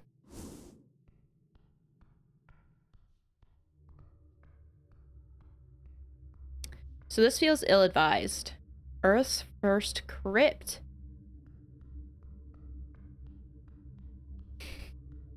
Okay, I'm not gonna go in there yet. Who are you? The roots? The city below the city. Hold. Moongore. HWBT Guardian. That was on some of the merchandise. Oh, a 21. That's great. Everything. Bugbear. Chaotic evil. A brute, a beast, and a warrior. She could break you easily. Loyalty is a fickle thing. Hers lies with the halfways. For sake of coin and shelter, but also something else, something more ethereal. Ogres, hobgoblins, ettins, trolls. The bugbear stands among them all as the chargers of the Oskani wilds. You have heard of their kind, finding a place within civilized society as mercenaries and guards. Moongore is a cliché. What else is there to her? She loves violence, she loves power, she craves the thrill. This is a toxic woman through and through. Perhaps you should get to know her better.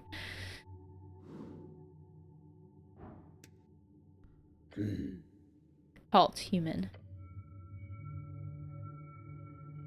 A hairy beast towering over you, its face contorted into a stern and probably permanent frown. Do not pass further. This is a bugbear. They are most common in the west, living in the rough lands between Ford Nip and the VK. This woman does not hold power over you. The strength side is so bad. I'm actually probably going to be so pissed that I picked this. Hello, woman. Why are you standing down here? I don't want to piss her off. She gives you a perplexed look and gestures in several directions. I'm working. Go away. I, Moongore of the Rigid and the HWBT demands it. The bugbear places a hand on its weapon. A morning star. Beware. Morning star? No, that is clearly just a spiked mace. A club. Keep it simple. She will not use it. Can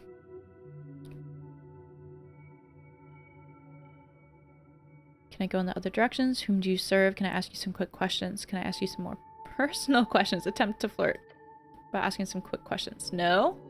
Whom do you serve? She snorts. I work for the Halfways. I serve Lady Sageleaf. I work for the Halfways as well. No, you do not. She stops mid-sentence and squints at you. Are you a cleric? I am the cleric, yes. I heard a cleric was sent because of the explosion. Ooh.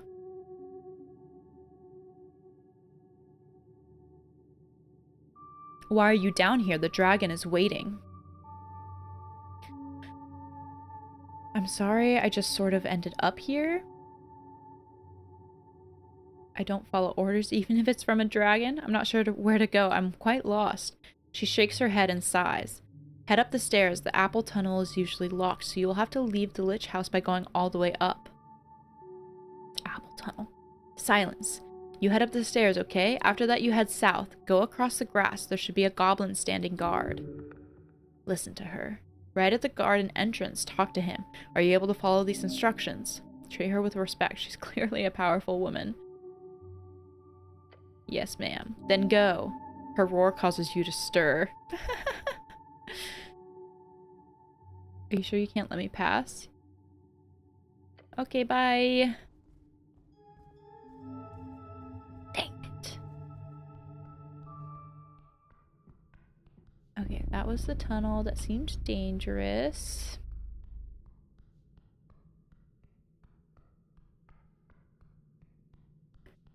And what was up here?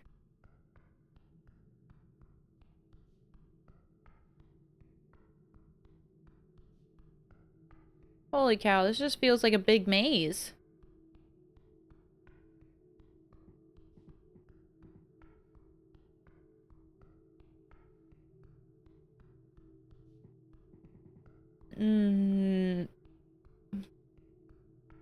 I'm legit gonna get lost. Okay, so if I want to go through here, I'm for sure just gonna have to track all of the tunnels. Something shiny. Money? Incense? Can I get there? Can't reach that from here. This is probably just showing something that I can try to find at a later time. A calendar, it's out of date. Embedded upon this altar, you see a circular stone slab. Whoever has worked this survey site in the past has attempted to place it in its natural position. It reminds you of a copper calendar, but far, far older. This is a moon chart, left by the white-maned barbarians of the Divine Era. Divine Era, the third of the 5 eras, when the first gods were born out of mortal folk, and power began to fall entirely into their wonderful, fragile hands. So there are, yeah, the 5 eras, canonically important events as starting points. It was easier when there's still a common consensus. Not everyone agrees the so-called post-war era has even begun, let alone what it should be called. The current era has lasted 27 years. The name was chosen in the reeds. Name is subject to change. The various glyphs on the surface denote not a language, but rather sigils, it seems. Decipher the current day. No, that is no use. It is broken. Oh, yes, this is a useless piece of technology, if you feel it is worthy of such a term. Okay, I will leave it be. And what is happening over here? Someone with a pickaxe? I can hop down here. I glance at the step. 2 meters. Meters, a way of measuring distances invented by the arcanist named Aaaand. Today is only used in scholarly circles. Is that supposed to be commentary on the use of meters? Arcanists, the Majocrats who ruled pre-Coast War human civilizations in Old Dimenor, also a very minor political party in Norvik. The Hagenshags, one of the most powerful Majocratic families in Old Dimenor, known for their potions and necromancy, spawned from the seed of the Shadowland, a god and theocratic ruler of the Divine Era. Potion, a magical substance ingested for temporary effects, but the Shadow Lord. What is the Shadow Lord? Shadow Lord, an early walking god of the Divine Era, known for his legion of death knights and the grasp they held over Old Dimenor for close to a century. His city, Savalny, still stands today and is where the remaining shadow clerics gather.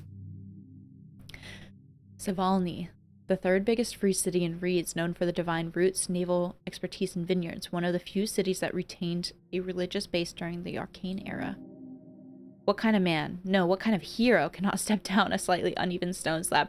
Going on these, like, lore paths and then going back to the regular conversation, I'm sometimes like, wait, what were we doing even? It would be embarrassing for anyone of any age to fail this. Well, I kind of want to do the dexterity to see what would happen if I fail. Look over the survey site. You see a dwarf, hearing grunts as he swings a pickaxe at the ruins of the corner. There's no point in having a conversation at this distance. Time to get closer. Won't be a problem, right?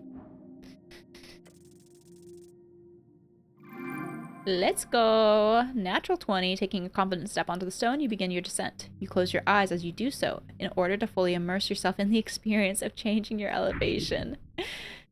Constitution, you are afraid. It is very steep, yet your body remains calm. Strength, but within a moment, you are at the bottom of the step. This game is quite amusing. I like the dialogue.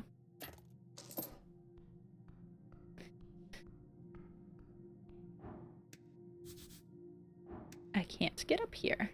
Why not? You approach the step once more. Oh, is this the one that I just... This time should be easier. Oh, that was... Okay, that's the one that I came down. One goofy looking cat. The crawfish! Didn't I see that somewhere at some point? Wait. Axel Madsen. Oof, dexterity roll. I'm getting nothing out of that.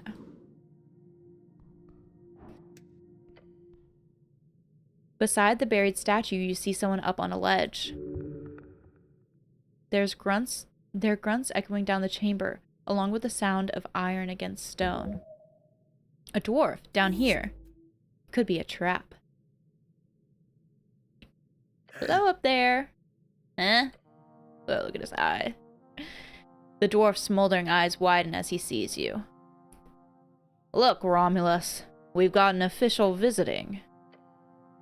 If that doesn't make us official, I don't know what will.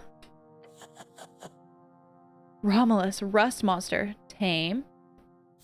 Monster. Oh, it said, peeking out over the ledge, you spot an orange monster creeping about. Monster, short for monstrosity, defined as a non-sentient creature born out of magical means, often by combining various natural beasts or from curses or esoteric events. A rust monster, the dwarf appears friendly with it. How strange. Rust monsters are known to devour metal. Keep your distance. Because of my armor? Is that a rust monster? Oh yes, very correct. But no worries. He's very kind. The dwarf then mumbles to himself, when he's fed. Ominous. What are you doing here? Me? Oh, you know. He lets out a smoldering laugh. A dwarf's gotta have a hobby. Mining in ancient ruins is not a hobby, it's a profession. He puts down his tools and strikes a pose. Let me introduce myself. I'm Axel Madsen. A dark dwarf. or as they prefer, underdwarf. Underdwarf, gray-skinned, and fiery-eyed dwarfs who mostly live along the undercoast. They originate from powerful elementals known as Aesers. Pleasure to meet you. You're a Norvikian cleric, I presume. Not just, I'm the cleric. No, I'm not a rogue. Yes, don't be complicated. A wise choice. Simplicity is strength. He looks around. And you're here all alone? Of course, what kind of man wouldn't be lonely? Ha! Goknacht. Then, I very much suggest not going into the hallway back there. Listen to him, he knows these tunnels well. Why? It's one of those ancient esoteric traps, still functional. It'll burn your beard off. How does he know about your beard? Because they always have beards. Not sure how much experience you have with the city below the city, but most people who come down here, they die. Even clerics do not venture down alone. Don't you have some backup? You need no backup. You are the backup. Not really. What? Then what's your goal? You cannot possibly just be taking a stroll down here, can you? I'm supposed to meet up with some goblin chieftain? Oh. Oh. You're here on business with Lady Sageleaf. Then you should go to her right away before you end up mimic food. Mimics. I'm not, it reminds me of Freerun, which I'm not watching the second season right now, but I'm trying to save it up so I can binge it. But mimics just always make me think of Freerun now. Horrific, shape-shifting monster, capable of copying the looks of any object it discovers, although with some size limitations depending on the type. If you touch it, you'll get stuck and probably eaten. That was the sand! So in here, the mimics can take any shape. They're not just treasure chests. So it was that box of sand that I got sucked into. Get yourself some backup. Just some friendly advice. It's probably a good idea. Thanks. He gives you a thumbs up. But what are you doing here? With a bright smile, he adjusts the collar on his uniform. Well, I'm what you'd call a historian with ambition. As he says it, the orange beast sends an echoing hissing noise down the chamber. Exactly, Romulus. We're here on an expedition of grand proportions to find the legendary missing mine of Tulamon. Of Tulincatl. The snail folk, ancient builders of the city below. Tool in cattle? Sounds like a quest. Oh, yes, indeed. A quest. Your ears perk up. But just to be clear, I'm not sharing the spoils just like that. So here's the deal. I'm in trouble. His pet makes a loud belching noise. Right? He mumbles and gives the creature a pat on the back. You want to help, friend? Help a stranger. That's how heroes are made. I will help you if I can. Great. You see, there are two strange ruins in this section of the city below the city. The city below the city, the vast ruins found underneath Norvik, most divine it as part of the city not yet civilized, although there is a legal definition set in place for each individual district. City below the city, the dungeons and caverns beneath Norvik yet to be conquered by the Earthfolk. You will surely see that all of its glory and treasure will return to the chosen people. He points at the statue, White Mane Ruins. Before the dwarves and humans, and even trolls, this place was ruled by cats. By cats! The theory goes the snails of Tulin had an esoteric mine not far from the Pillar of Jor. Pillar of Jor, an esoteric relic, left after the end of the Gate era. There are 8 of these pillars around the coast, or 4 if you believe the theories of a wrapping circular coast. What? The wrapping circular coast? And they are indestructible. Although there is some esoteric power within them, no one has been able to make use of all of them. Oh, no one has been able to make use of them at all. The mines of Tulamon, a place of thick veins with endlessly growing amber and platinum. Amber, magical resin, often used to store esoteric energy. The technical term is electrum, an old term for magical amber ore. But the walking god of the White Mane, for whatever reason, sealed it shut at some point, according to legends. Walking god, the term used to describe the divine avatars who rose and fell in and around the divine era. Sealed esoterically, probably, since we can't seem to locate it. Esoteric seals can be broken with the right knowledge. So you're looking for it. So there's ancient snail folk and then slightly less ancient cat folk who built cat stuff on top of the snail stuff. Exactly. So what's the problem? There's no problem with this site, but I'm almost finished here and I'm unable to gain access to the second White Mane ruins. Because it's inside HWBT territory, and they're very unwilling to allow a dwarf like me past. Those goblins have hired a brutish bugbear as a guard. He shivers. Horrid creature. But you're a cleric. If you can get access into their territory, then please, head south. Through the damp high caverns, there should be a White Mane ruin at the end. A shrine, probably marked by a bunch of feline symbols. He gestures towards the giant statue. Just look for big cats, essentially. What do you want me to do there? He leans over the edge. All I need you to do is tell me if you find a symbol of a sun or two blades. Sun, the light of the day, the great source of power that moves alone across the sky over the day. It follows a different pattern of movement in each band and with different intensities. In Ascani, it is small and moves quickly. Either of those, then report back to me.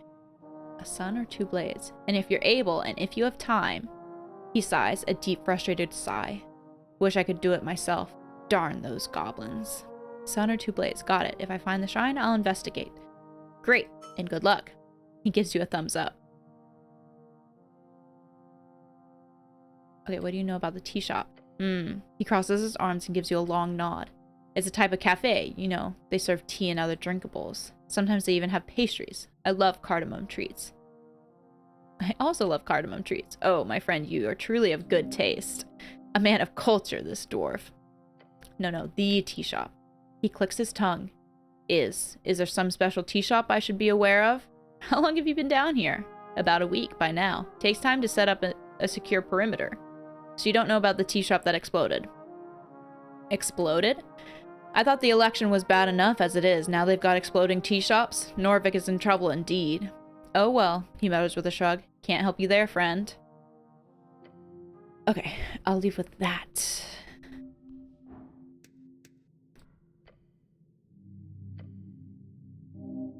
So I will... Okay, so easy to get up. We're at the top of this step. Probably stop exploring down here, because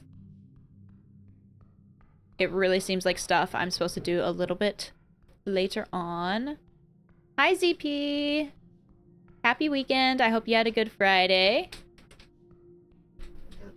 But it's the weekend now. Basically Saturday. How's the game so far? It's a lot of reading, and I'm out of water now, so I'm like, I need to get more water, or else I'm going to be very parched. Oh, I can't even go here. The abyss will swallow your soul. It's a long way down. Okay, we're not going to mess with that. I've gotten just sucked into, like, the first little area. Basically, so I'm a cleric, and there's, like, an election going on, and... or there's about to be an election, I think in 5 days, and before it, a tea shop exploded. So I was supposed to investigate that, but then supposedly I died, and then woke up in this, like, mortuary where there's other dead people. So it's kind of unclear if I'm, like, actually alive or if I was brought back to life somehow, presumably by this merchant person. But I'm supposed to investigate this tea shop that exploded and figure out what was going on. But I haven't even... this is my first time, like, leaving the building where I woke up. So you came in at a good moment. There's so much lore. It's, like, a lot of dialogue. A lot of it seems like branching choices, but it's funny. It's really good. So I'm intrigued. Something's inside the old vase. It's all like very D&D based. I don't know if you've ever played. Men at work beneath Osgall's green banner. Oh, I think that's the group that I support.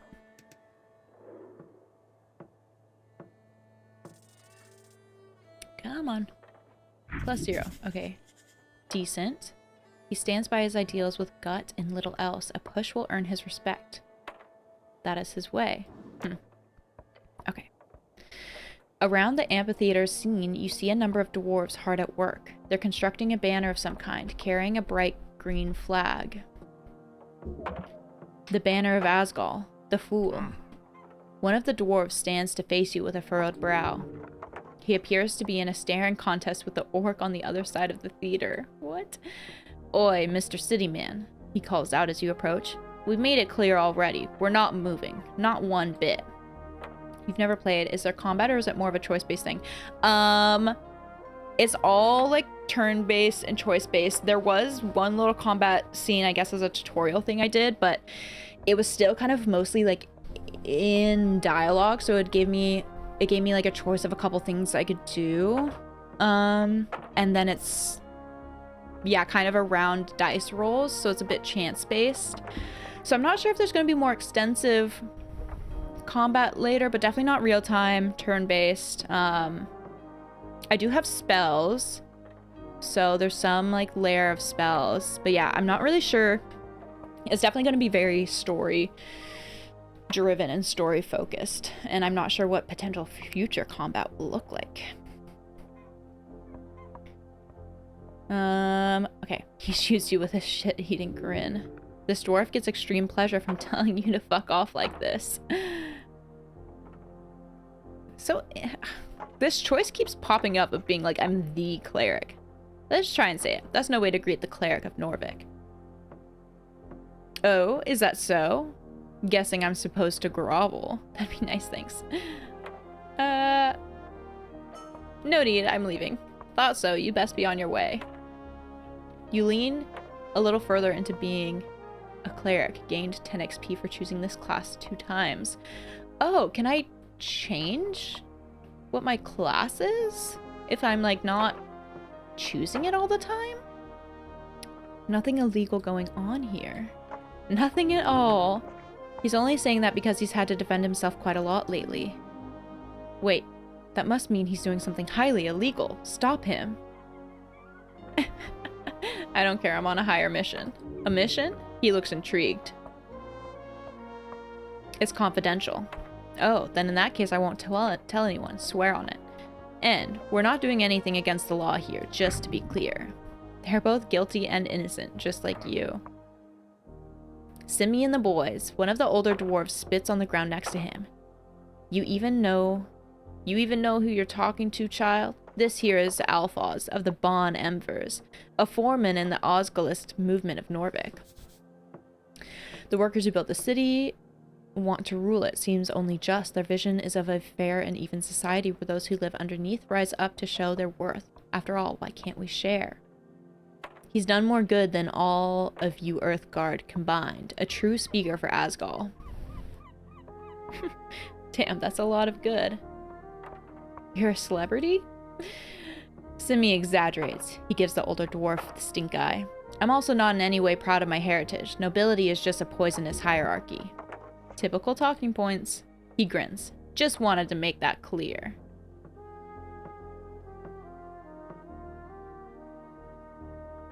Alright, have fun. I want to like...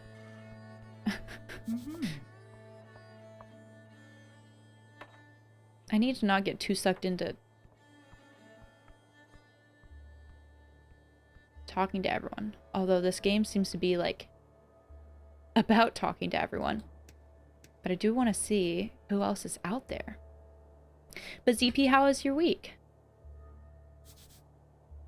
Goblin wall art. I can engage with it. A green face is splattered across the facade, staring wildly towards a flaming sky and the dragon spread across it. Or something like that. What does this tell me about the stage of Norvik? Place my hand upon the wall. You take a step forward, the painted stone surface is smooth. This is no cheap dwarven rock. This is Gate-era architecture disguised among the rest. You feel an esoteric urge to communicate with this object. What? Oh, right, because Constitution lets me talk to the spears in the walls. Okay, let me just try it. No! Your focus falters. There's nothing to answer you.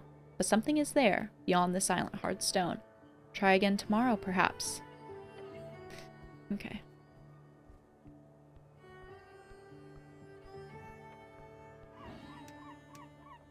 Who is this orc? Agent Vera? Oh, my strength is good. Only a 9, though. A traveler. She's not settled here.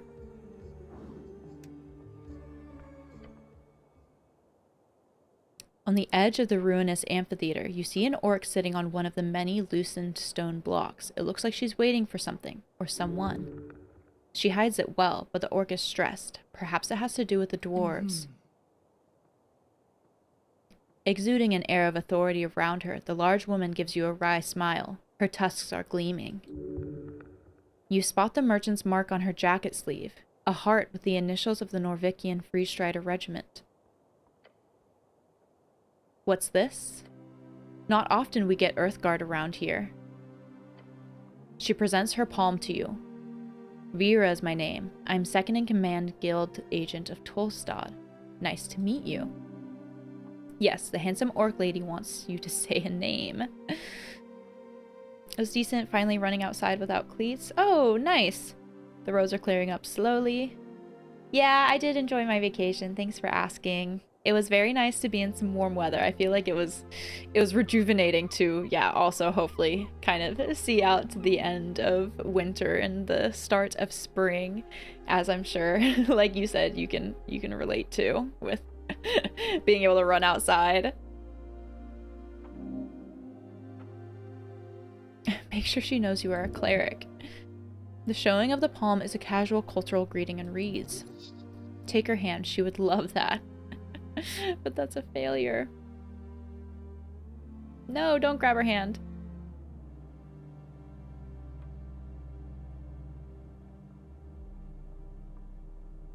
Wait, okay, what did she say? Nice to meet you. I'm gonna say I'm Ron. Hello, Ron.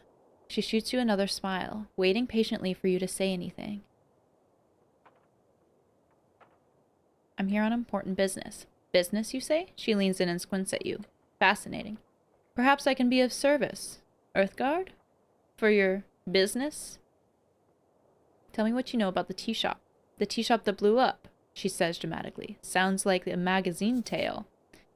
Magazine. There's a description on a magazine. I heard it was an accident. The Post mentioned it in passing. Minor mishap, I believe was the official quote. Although from what people tell me, it was quite the explosion. Quite. So you weren't in the area? No, I was up on the north wall. Company business. She looks inland. I did see the smoke. It was a clear day. What do you think was the cause, Earthguard? If the city says it was an incident, then it is. No. No comment. She raises an eyebrow. Hold on. Are you here to investigate the tea shop? She's a free strider, so why run? Stand against her. She has no right. Yes? Really now? Maybe. Is that a maybe yes? Nice weather we're having. Are you here for the tea shop? You look lovely today. Thanks. Are you here to investigate the tea shop? I'm here to do business. With the tea shop. The one that blew up? A master of speechcraft. You can do nothing. I'm here to investigate the tea shop. Interesting. I'll be honest. I assumed the city would just ignore it. But they sent you. Perhaps it was a secret? Should we have stoically avoided the question better? It's sort of a giveaway. Clearly someone thinks this is an esoteric mess if they sent a cleric to look into it. Why would the city avoid sending a representative? Esoteric. I keep hearing that word. What does it mean exactly? It means... Her eyes wander for a bit. Her brow furrows. It's a term to describe whenever anything queer happens. Whether the cause would be a regular spellcasting or something more esoteric. I'm sure you've noticed something you couldn't explain rationally. Then that would be esoteric. I assumed you of all people would know what it is, considering... She mimics casting a spell with her hands, then points to you. Okay, what exactly have you heard? It blew up. Fireplace incident. Bullshit, of course. Most likely a rogue spellcaster. Why would the city avoid sending a representative? Because of the election, of course. Look, Tolstad is a highly volatile district with a lot of extremist ties. I believe this tea shop acted as a sort of lightning rod. So when a place like that blows up, why would any faction spend resources investigating it? Might even seem like a blessing to some to cleanse the city of its filthy holes. especially when those resources could be spent on trying to win the terribly important election. Sound reasoning. While some might see it as corruption, I'd classify it more as simple, boring, but ultimately harmless bureaucracy. Well, I'm here now. You sure are, and good luck, cleric. If there's anything the Ascani Reed's trading company can do to help you out, let me know. You can usually find me down in our HQ on Waterlane. She smiles in a way that completely breaks down your defenses. Look forward to seeing you there. She wants you for your government position, nothing else. A kind gesture, with ill intent. Where's the Goblin Chieftain? Lady Sageleaf, just head down these stairs. Good luck getting an audience, though. By moving your head to the side and using your eyes to look south, you see a garden of some sort. You can see a goblin or two on the ramparts. Okay, I'll be going then.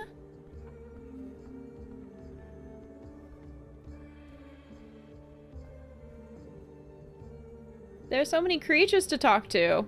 I want to talk to this little demon thing sitting up here. And what just flew over me? It looked giant. Okay, but first, I need to get more water. Because all this talking really takes its toll.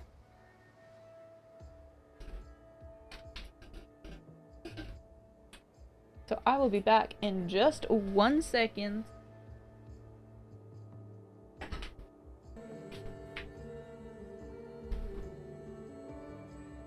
Okay.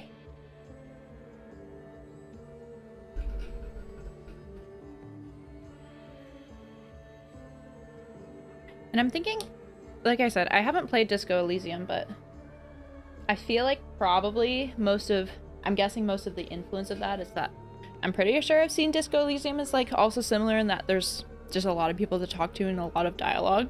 And that's kind of how you uncover and get through the story. Which, it's what we got right here. So I can see the influence, if that is the case. Braxo, pencil wing. Oh, he's got glasses. A scribe, a devil, lawful evil, surprisingly content, hard worker, has a nested interest in the current regime. Devils used to be allowed into the city only on work visas, so he could have served for several decades. Somehow, you just know this devil would gladly organize a mass genocide against non-humans in this city. This is no ordinary imp. His stature and position implies a former rank. A greater devil? What kind of game is he playing? A fun little game, eh? Yeah, I'm enjoying it so far. I feel like I haven't played as many games that are like mostly just kind of like content and dialogue and like lore heavy, so it's been a fun change of pace so far. I'm excited to kind of like keep diving into the deep lore. Pencil wing. Look at his glasses. Just a small, super evil little devil guy, scribe. You raise your head towards the sky. Above you sits a tiny red creature. His wings flutter faintly in the wind. And also welcome back in the Moroccans. I hope you're doing well. He's just a little guy with wings, reading his little newspaper. Staring at a piece of paper, he does not acknowledge your presence. Hey, little guy, why aren't you on my shoulder? Hello, I'm from the local government. A sigh escapes the friend's maw. He slowly puts down the paper. Why evil looks so cute. Yeah.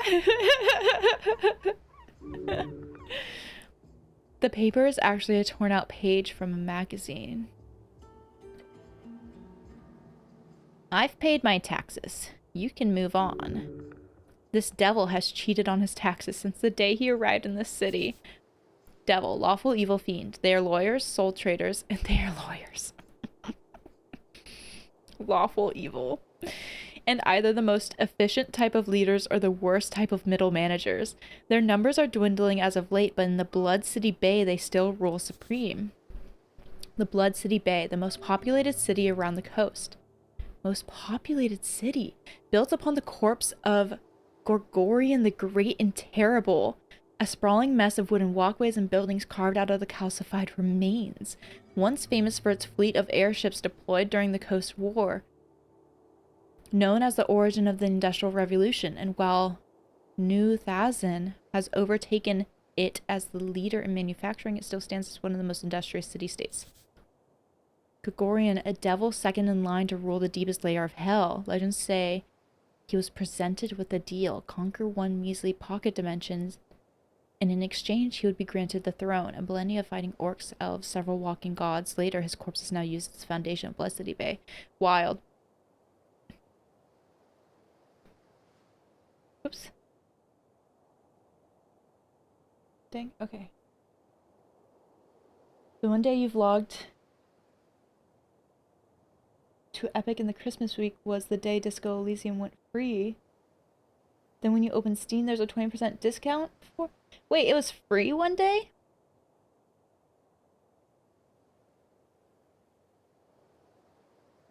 It was free one day? And then it had switched to a 20% discount?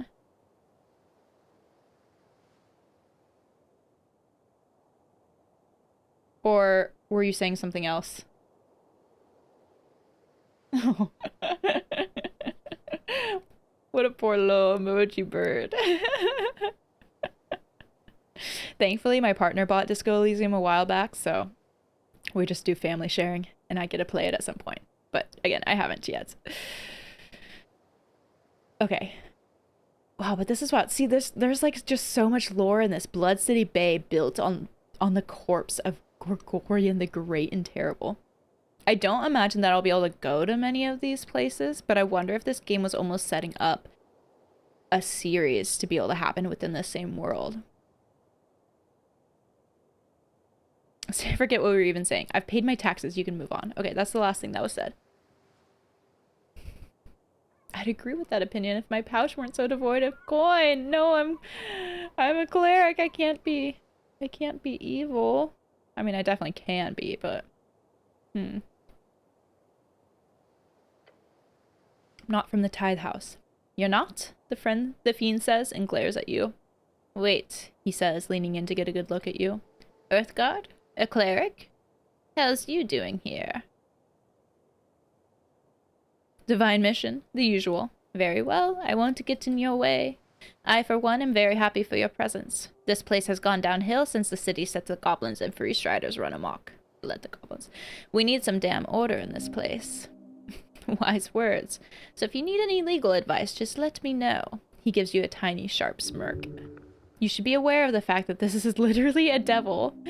A good little devil. Can you give me free legal advice? Should I invest in stocks? What does the law have to say about resurrections? Okay, I'm curious about that. That's one hell of a question. He smirks for a while. Higher tier resurrections aren't illegal. They're just not available anymore. There are a handful of known divine resurrection spells. Since the death of Earth, there have been no documented instances of successful resurrections above 3rd level. Okay, so below 3rd level is allowed. Oh, Epic has a trend to do a raffle for free games per week or per day. Oh.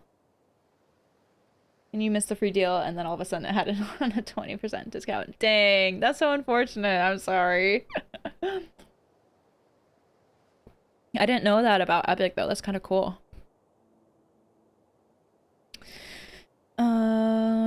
Are you legally considered alive after resurrection? Yes, for all intents and purposes, you are alive. Undeath, on the other hand, would be a very different affliction. Necromancy is not just undeath, but all undeath is necromancy.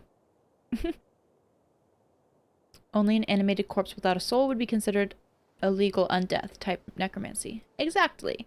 As long as the necromancy is considered of divine origin and the soul is returned to a healthy body, then it is considered as a normal resurrection. If the origin is more black magic shit, as they say, or some kind of corpse animation, then it would be considered as bodily sacrilege. And that's a top-tier criminal offense. Good, then I'm alive. He laughs. Haven't met many talkative zombies in my day, so yeah, you're alive, cleric. That's all I wanted to talk about resurrections. Anything else? Okay, what about the tea shop? Yeah, of course. Pretty hard to miss when flying past Tolstad. What's your take? It blew up. Not sure what else you want to hear. Why do you think it blew up? Honestly, haven't seen a blast zone like that since the Coast War. And you didn't hear this from me, but the little fellow is helping you out of self-interest, surely. Be careful. The scorch marks like those look like those from a fireball, not the kind you get from a trigger-happy pit fiend. We're talking high-level wizard stuff. Pit fiends are known to cast third-level fireballs at will. Be careful, cleric. Powerful forces are at work here. Thinking about it for a few more seconds makes it clear to me that this is all a big cover-up. Wouldn't be the first time a city-trained spellcaster goes a little off the hinge. There's corruption in every system, even in the great city of Norvik. Other than that, not to be self-incriminating or anything, but could be a fiend or an elemental. I mean, Waterlane has shipments from Kargamesh every other month. Maybe a fire elemental slipped through? Who knows? It can't be a cover-up. The city's honorable. A fiend, huh? Don't look at me like that. Worst thing I can do is turn into a bat. An abnormally handsome bat, of course. Ruffled feathers added. But I'd suggest having a chat with the owner of the tea shop. Who knows what feathers were ruffled, eh? He gives you an ominous chuckle. Citizen? Okay, we gotta find... The goblin garden is ahead. You feel it. I gotta find my goblin lady. Here's some goblins. You're in my way, bud.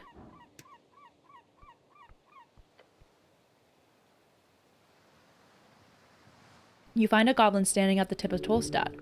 Behind him, a vast view of the mouth of the River Torna. A little weasel. Let me guess. You're the cleric. The cleric. Yes.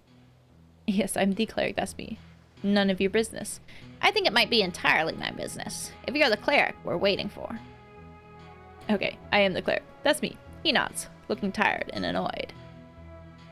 The path of being a cleric is becoming even more familiar. I'm getting more XP. I'm Snell, runner and handler of the HWBT. Old lady's been waiting for you. This old lady must be this chieftain, the matriarch of his tribe. Greet the goblin kindly. This is the beginning of a great cultural cooperation and exchange. Right, time to mingle with the lesser cultures. I'm always failing on charisma. One of these goblins salutes would indeed be perfect here. No, I can't do the salute. I would get it wrong. A squat down. Hello, goblin. No. HWBT? The Halfway Bridge Tribe. Okay, I finally learned that. Yeah, a lot of this dialogue is pretty funny. It's a funny game. He seems surprised to have to explain that to you. Old lady? The old lady below, the dragon of Tolstad. He raises an eyebrow. Lady Sageleaf. She's been waiting for you, cleric. Okay, let me do it. I know, we don't get Earthguard here often, especially clerics. Right, you were expecting me. Sure was, still are, so... The goblin looks around, clearly struggling to find the right words. Sleep deprived? Okay, right. Head down to the garden throne, but He waves his claw towards you. What's all this? You look like human shit. He's making a playful jab, don't worry about it. Everyone has an opinion. The distasteful dress choice of this goblin sure looks like shit as well. Whatever do you mean? I fell in the river, I died and was reborn? I fell into the river. He gives a shocked laugh. Wait, really? It was fine, someone fished me up. Huh, lucky you, I suppose. Just, dust yourself off. The dragon's waiting. And trust me, you don't want to disappoint her. Tell me more about this lady. Sure, for starters, she's the most powerful woman in Norvik. And considering there was an explosion yesterday right in the middle of her territory, I think it's about time you do your damn job, Cleric. Rude, you are on a holy mission. You cannot rush such things. Okay, lead me to her. Good. But just to make it perfectly clear, some ground rules. Don't say anything stupid. Don't climb the trees. Stay away from the edges, and, He grins, showing off his polished fangs. Enjoy the garden, cleric. The goblin scurries down the stairs. He seems to be in a hurry. He is nervous. That makes you nervous. She's just another warlord fighting over scraps. Don't let her get to you. You look out of the river. The cold Ascani wind seeps through the cracks in your helmet. Earth be blessed. He is always with you. Follow him down the stairs. What's that? Nature seeps through the cracks. That's kind of cool, just pointing out some of the scenery.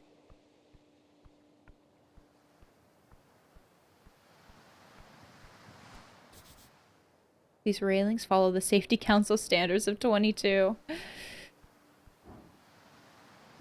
Okay, we're going through.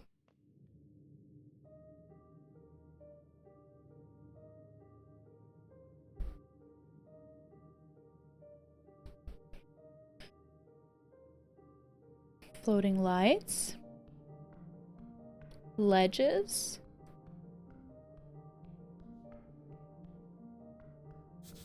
Lots of places to go. Your stomach twists. Beware her illusions. This is who I was just talking to, right? There's so many people to talk to. Oh, the dragon herself. She's up here. You approach him below a sprawling tree. The well-dressed goblin stands proud beside his master. Go ahead, cleric. With a proud smirk, he motioned towards the wooden throne. Much of his personhood hinges upon that throne and its owner. Such a little weasel. You should stand before the throne, address her court. Okay, then. The dragon. Behold, Lady Sageleaf. I have good wisdom. Dang, that was such a bad roll, though. It was fine. Goblin Forest, level 18 chieftain. Something is very wrong. Her eyes are striking your soul. Hold on to that feeling or you will be consumed. Whoa. Okay, we're talking. You approach the throne. The sprites flutter, their glow illuminating the trunk of this great tree. Its roots reaching far below, its branches holding up the dirt ceiling above.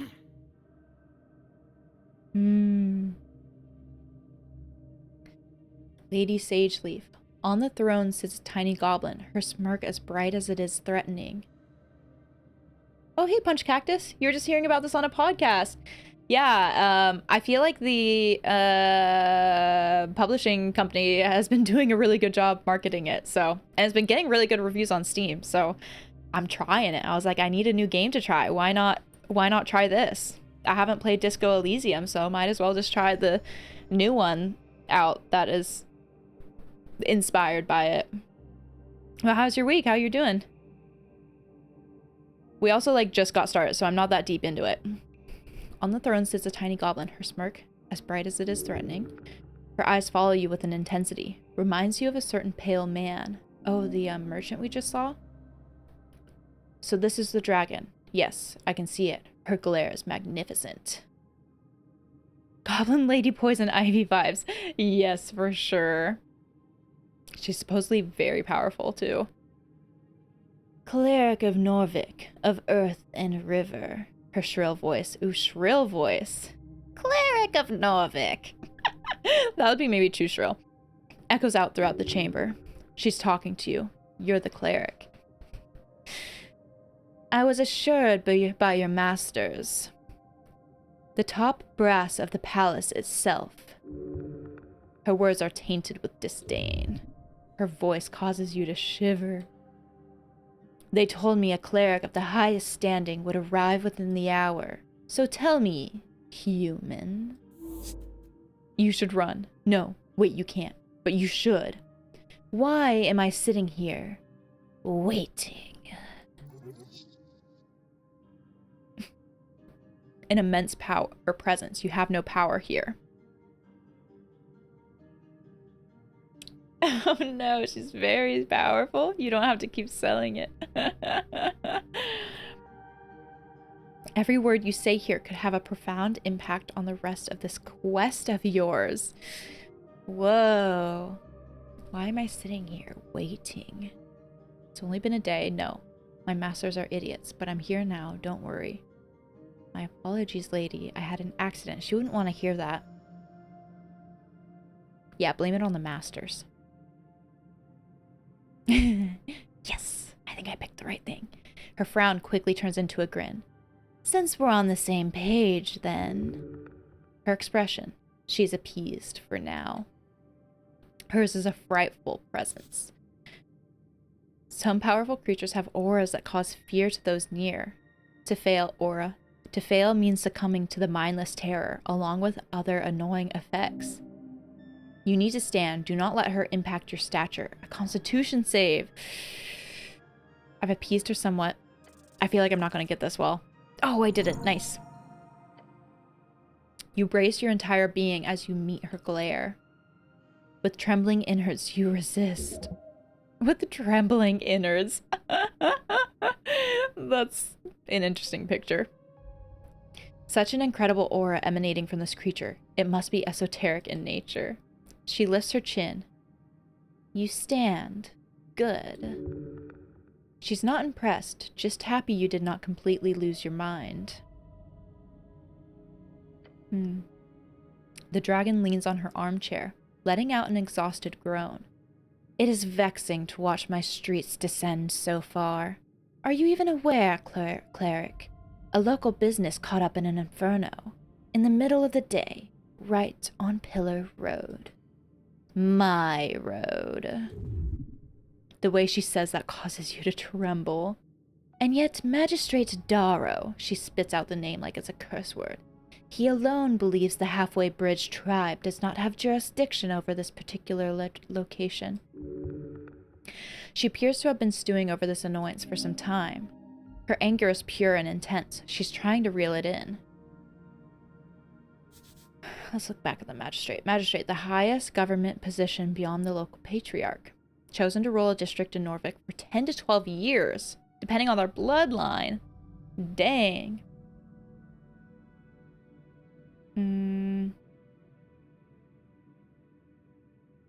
He alone believes the Halfway Bridge tribe does not have jurisdiction over this particular location.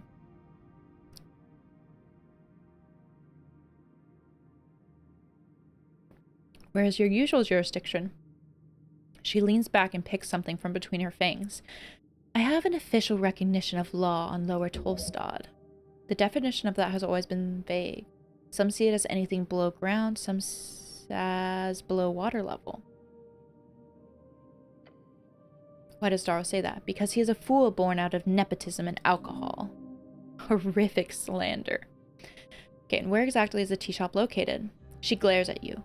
It is, or was, rented out of a corner of the central fort, just above the holes next to the pillar. She snaps her fingers towards the goblin to her right. Snell. That means it's part of the core foundation of this island fortress. Therefore, that property's legally an underground rental unit, he says, bowing his head. Lady. My people have been handling that damn crow's contract for years. But no, suddenly when the entire unit goes up in flames, that's when my people no longer have the right to enter the premises, to deal with it, to clean up even. No, suddenly it is the city's business, and we should keep our noses out of it. Corruption, plain and simple. It's one hell of an accusation. Her sharp glare stabs at you. Oh, you haven't even heard half of it. And don't get me started on the actual effect this has on my people. Snell, she says and beckons towards the comely goblin, the comely. He approaches the roots and takes a bow. Lady Sageleaf. Then he turns to you. The magistrate says it was an accident, involving a fireplace failure. They've yet to send anyone in to actually investigate the scene. A little bit of a typo. How can you know that? What? Shit, something broke. You talk if he does... What? You talk if he does so what? Say fast? Embarrassing, you're screwing up. Wait. It's not an accidental typo? You can know that? Oh wait, how can know that? Wait. It's not an accidental typo, it's purposeful. That's so funny. Sorry, I misspoke. I meant to say, how can you know that? He glares towards his lady. We've kept an eye on it. The explosion occurred on the 21st of March, just past noon. 3 minor injuries were reported in the area. Luckily, foot traffic was low at the time of the incident, so despite the massive kaboom, no dead folks. Who were the injured? We only managed to get one name in the chaos. A certain Frank, son of Frank, was said to have walked away with lesser burns. That's the sort of prefix used by Earthfolk, a human most likely. It is honorable to name a son after the father. Frank, son of Frank. He was apparently dressed in a fancy yellow outfit, whatever that means. Beyond that, we have some conflicting accounts. One person said, quote, "He looked like one of them dungeoneers, you hear? A real adventuring man," end quote. Another said he was looking to get out of trouble, heading right down the stairs to Water Lane. Dungeon or Water Lane?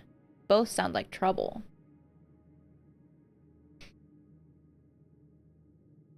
Is this really, are any of these really going to give me any more information? Was he inside at the time? I doubt it, he says, considering the state of the building. Why was he there? We don't know. Where is he now? He's annoyed to have to answer that question. We don't know. Do you know anything? Sounds like you were handed a tough hand. I don't want to be rude to them. The dragon lady's right in front of me. Yeah, although one of the militia members mentioned him just calmly walking away, down the stairs. Maybe down to the crossing or somewhere else. We don't know.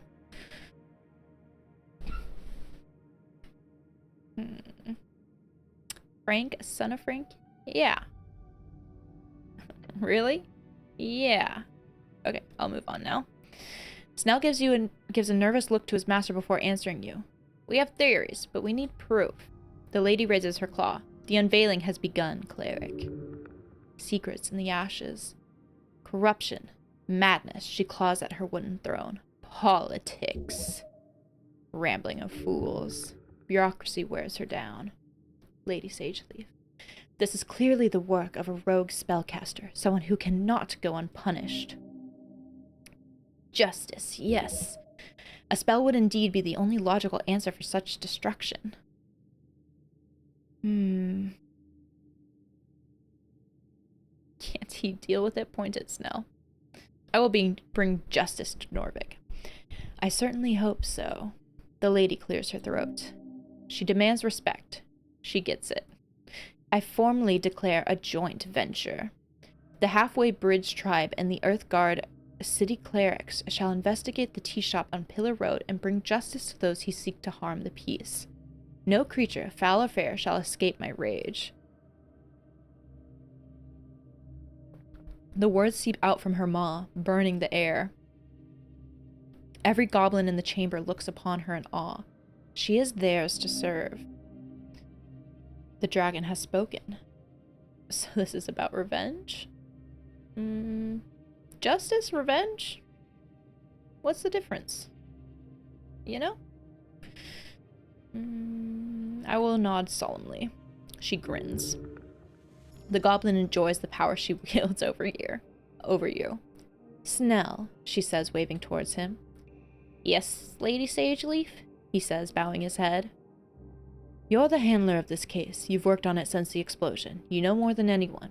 I want you to represent the tribe in this venture. His face lights up. A goblin and a cleric. Together, you will have access to both Upper and Lower Tolstad. His expression is that of shock. He did not expect this. Do not disappoint me, Snell. It appears you've received a party member on your divine mission. Sad it had to be a damn goblin. What? Don't be mean.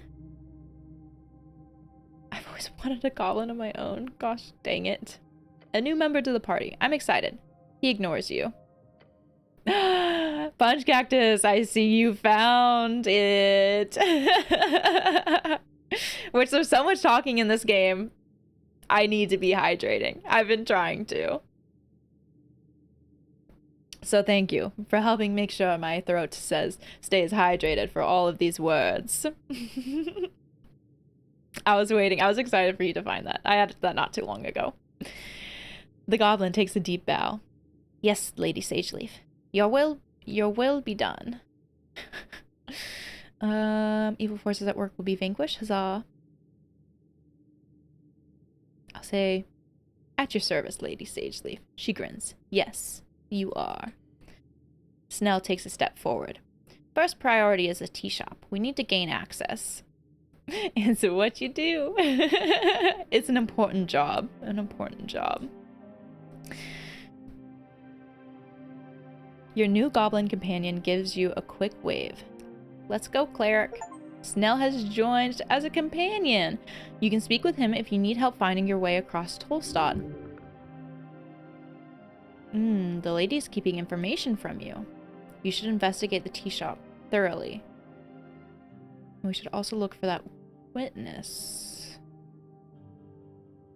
Right, and where's this tea shop again? The Goblin Size. You know the massive pillar reaching endlessly up into the sky? Yeah, just west of that.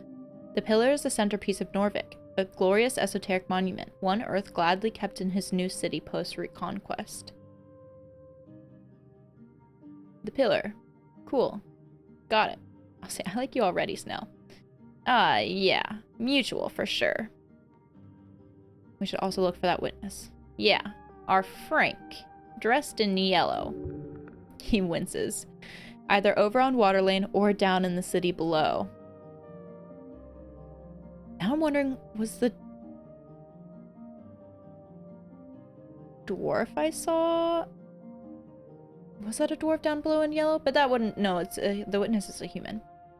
Yeah, the port or the dungeon. I suggest the port since it's slightly less life-threatening, generally speaking. Okay. Let's go. Oh, okay. Wait. I guess I can't talk to all of these people. A not so tiny dictator? What? This goblin stares at you. This is muscles.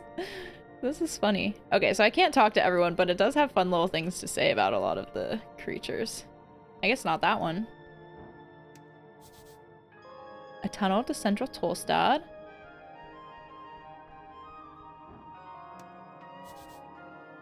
A tunnel to the lower layer. Viskin's Lich House must be located within these walls, just a bit further up. Just a bit further up. So should I? Would this connect? Oh. Great, okay. That makes connecting things together easy. And is there anything else? What can I do here now? What happens if I pray again? Staring at the chiseled monument, you focus your mind. You take a deep breath and begin your prayer. And tranquility. Oh, right. This is just where I can think about things. Contemplate your fall into the river. It was not an accident. You were not so clumsy. I'm a little clumsy, but not that clumsy. The question here is not why you fell. The question is, why do you live? Okay, I will have to remember to come back here once I have more information. Just to do some of my contemplation with the more information.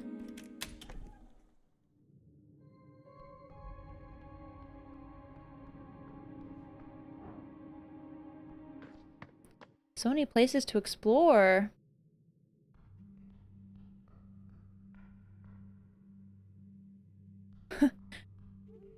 Goblin out here smoking a pipe? Raz. Bow for hire. Oh, I'm not good at charisma. But I rolled pretty well. -3. He wants to kill you. This is a massive, unregulated, confident, and highly problematic goblin supremacist. He will not debate you on it. He doesn't even see you as worthy of being alive. A focused killer, his body count must be in the hundreds. The type of man who wishes for nothing but the destruction of humanity. The Earth folk especially, and the downfall of his invading species upon the shores of Ascani. I feel like I shouldn't talk to him. But I'm going to. Fuck off, human. That's all he had to say. You know what? Yeah. I would say the same thing. An almost intact and endlessly rising pillar, the centerpiece of Norvik. Okay, to the west of the pillar. He's probably just misunderstood. I bet you're right. I bet you're right. You know, that's all where it starts. That's all where it starts. The relic rises upwards, endlessly upwards. Right, this old thing, the central landmark of Norvik, the symbol of Earth's conquest. They use the word esoteric everywhere. We just sit here at the center of the city. Not much else they can do with it. It's just a highly magical rock left over from a time before time. It was here before Earth, and it will be here after you. Right, because we haven't No one's figured out, like, what these things do, I don't think. Be persistent. Even that shell will crack. I bet you're right. Maybe if I just keep bothering him eventually, I'll be able to get him to join my party. If I want to. Can I make money off of this thing? How many of these pillars exist? I already know that. It looks a bit broken, cracked. Yes. While the pillar is indestructible, it was once under heavy siege during the most intense moments of the Gate War. Several pieces of the pillar float around in the air. That's cool. Especially as it reaches upwards into the clouds above the city. What kind of power would be capable of damaging this? Gods. The most powerful of arcanists. So what do I do with it? Nothing. It's just a rock to you. A tingly esoteric rock. You can always attempt to focus on it. Learn from this ancient relic. Okay. As you do, you feel the air itself tingle. Power. Listen. He is speaking to you. Touch the pillar. My constitution is speaking to me? Touch the wondrous pillar. You place your hand upon the smooth surface. The whisper gets louder. It says something to you. Something weird. A conversation? Dang it. Why do I have to fail on that? Guess you can try to join in. Disadvantage, the goblin is impatient. Well, I'll try it. Dang. My darned -3. I'll have to come back to this. Closing your eyes, you begin to focus. Your mind placed squarely at this esoteric force. Your mind forms into an arrow and you fire it forward, but it is repelled. Opening your eyes, your hand is no longer pressed against the cold surface of the pillar. You are instead holding it against your heart, shaking. This is wrong. Yes. Try again later. Whatever is whispering to you from beyond is more powerful than you imagined. What if I touch it again? The whisper gets louder. It says something. Okay, same thing. Oh, okay. It's the same dialogue, but I just can't try it again.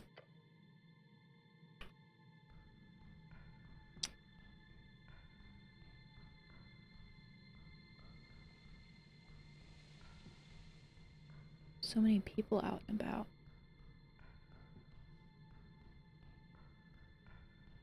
Is this the tea shop?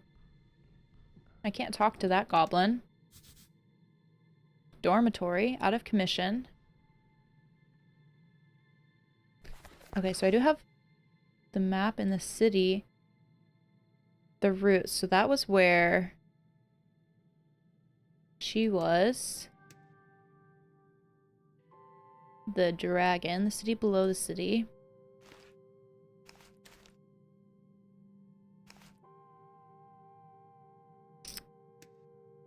So this is just all the information I've been collecting. Intelligence, constitution, dexterity, strength, spells. Oh, these are just the spells I know about. Religion, politics, nature, literature, history. Wow, there's all sorts of organization. But what?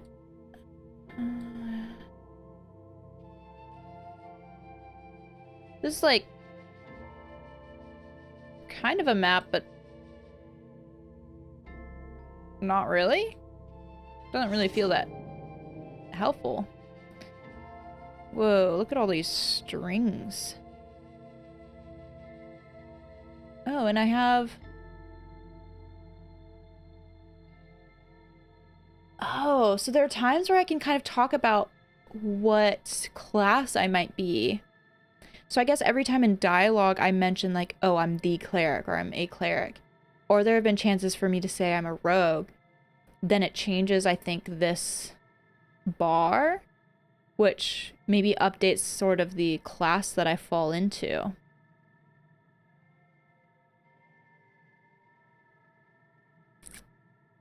This is an explosion. Your purpose on Tolstad is to investigate an exploded tea shop.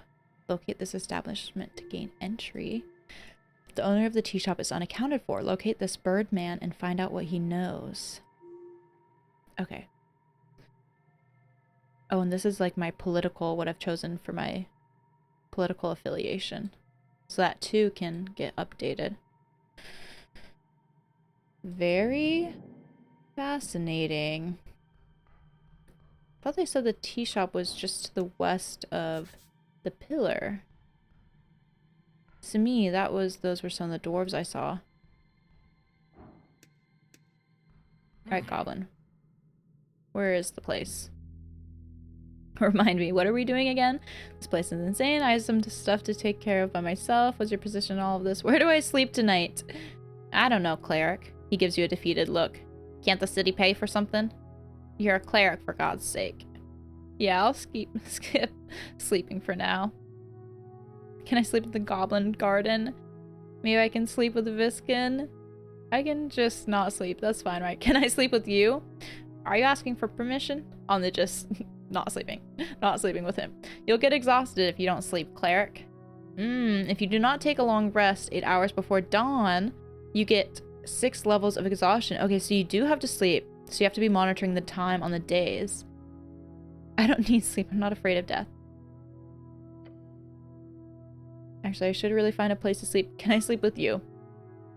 No. And seriously, don't phrase it like that.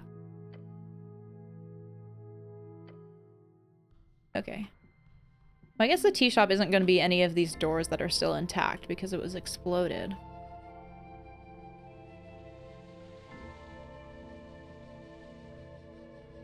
Oh. Was there something there? No, that was just Snell. Come on, go up the stairs. This person looks a little sus. Greatest. Not the best, not the worst. Human, noble. She's dressed in fine silken robe like a noblewoman. Her hair is short and close, the rebellious kind, but earthfolk nobility nonetheless.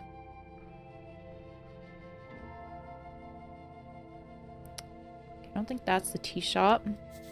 What is this? Tunnel to water lane view. The sound of the docks echo from beyond. I thought the tea shop was somewhere over here.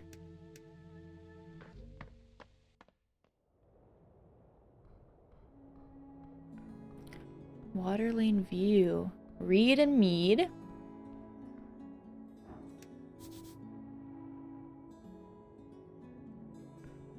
Lower West Docks, West View. Democratic propaganda.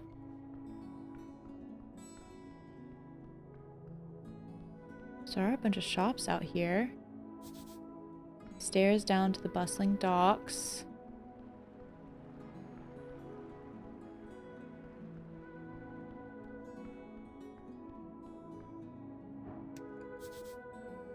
Office of someone.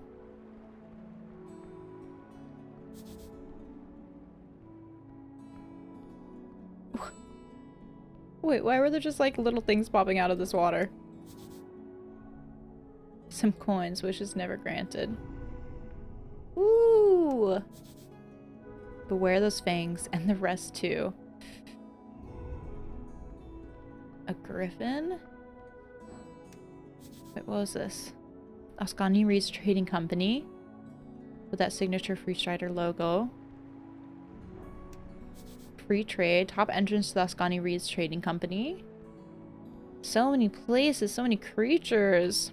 A trash can. The spin is making a sound, a strange sound. How strange. Okay, so I can talk to that.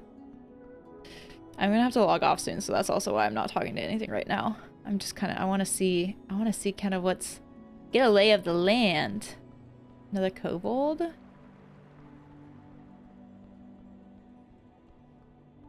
Wow, this world is going to be big. Okay, what does my journal say now?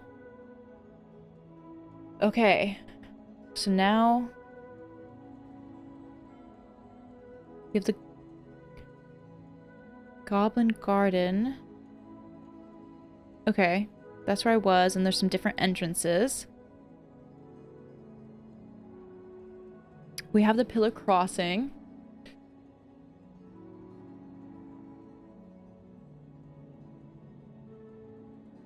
So I'm pretty sure they said just to the west of Pillar Crossing. So would the tea place be in that location? Okay, and this is a bigger Holy cow, a bigger view. So I've only been in Tolstad South. But there's all this west area. There's the east area. And then I guess the north area I haven't been to yet. I haven't opened up.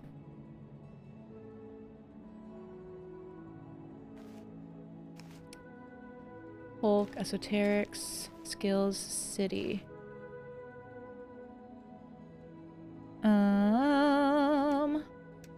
Quest. I know what a quest is.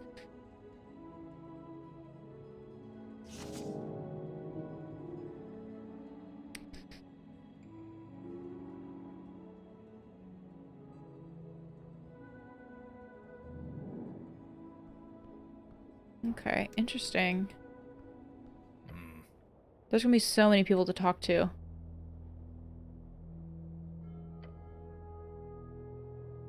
Remind me, what are we doing again? Apart from disturbing the peace? He laughs. What do you want to know? Tell me about this tea shop again. Again? He asks. You want me to go over the general stuff again? Yes, please. Okay, sure, okay. He groans. So, tea shop blows up on Tolstad. And Tolstad is this place right here? Sure, yeah. You see pain across the goblin's pointy face. It's a district in the city, like in the center of the city, in the river. I know this, but thank you for sharing. Haven't spent much time here before. Big city, you know? Okay, so again, midday the 22nd, reports of a burning local tea shop on Pillar Road. Okay, so I need Pillar Road. Militia arrives in no time, puts out the flames, keeps them from spreading, etc. Few injuries nearby, no casualties. Good riddance. Such a place brings nothing but chaos to the realm. Young folks should be working, not drinking tea. Turns out the shop was closed at the time of the incident. The city declares it a fireplace failure. The HWBT disputes it, asking for a cleric to check for esoteric circumstances. Said cleric arrives late. That's you, by the way, just to be mind-numbingly clear. Okay, but I arrived late because someone, presumably, or something ended up, like, throwing me into the water. But then I was resurrected. You are a cleric, you do cleric things, and cleric stuff. You feel that in your bones. Now, I don't know about you, but... He mutters and looks over his shoulder. Tea shops don't explode out of nowhere. Right before the election, too? The goblin scoffs. Whole thing stinks. Sure, I'll say I'm the cleric. Just reiterate it. Yep, you're a cleric, he repeats and rubs his nose. Not just a cleric. The cleric. He looks to his right and left. I don't see anyone else in Earthguard colors here. So sure, the cleric. There are not many Earthguard these days in general, and the ones who are around are stretched thin. You would know. Okay. So... we have Pillar Crossing. Would this be Pillar Road? Tolstad. Or...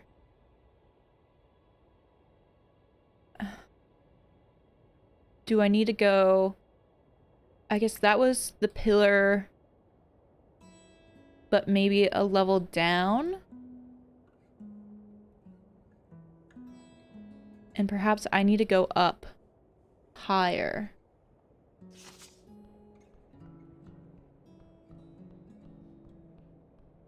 So I think I probably want to go up this way. Wait. Wait. This way? Nope. Go around? No. Kind of a dead end. Deep groaning, the bell of water lane.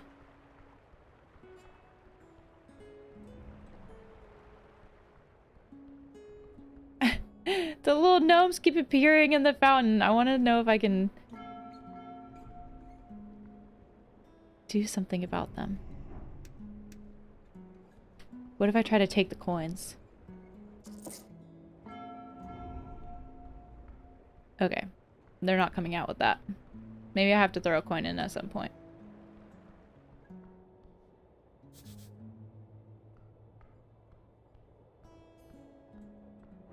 Okay, what did this say? A street sign. It says... Upper West View, Lower West Docks.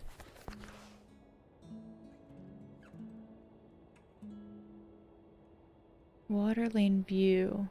It's all the way over there.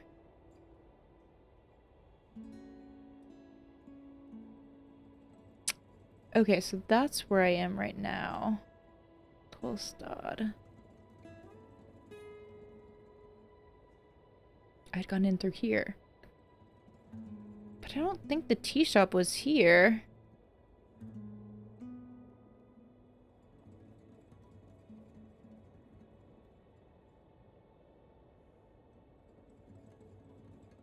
Pillar crossing.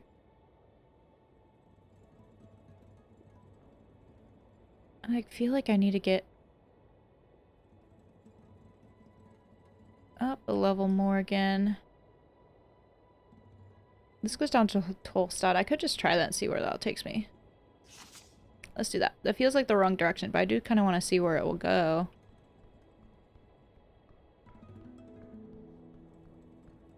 Just to hopefully uncover a bit more of the city, perhaps? These pipes connect with the vast sewer system of Tolstad. Conquest by river, by land, by heart. Behold, a path along the water.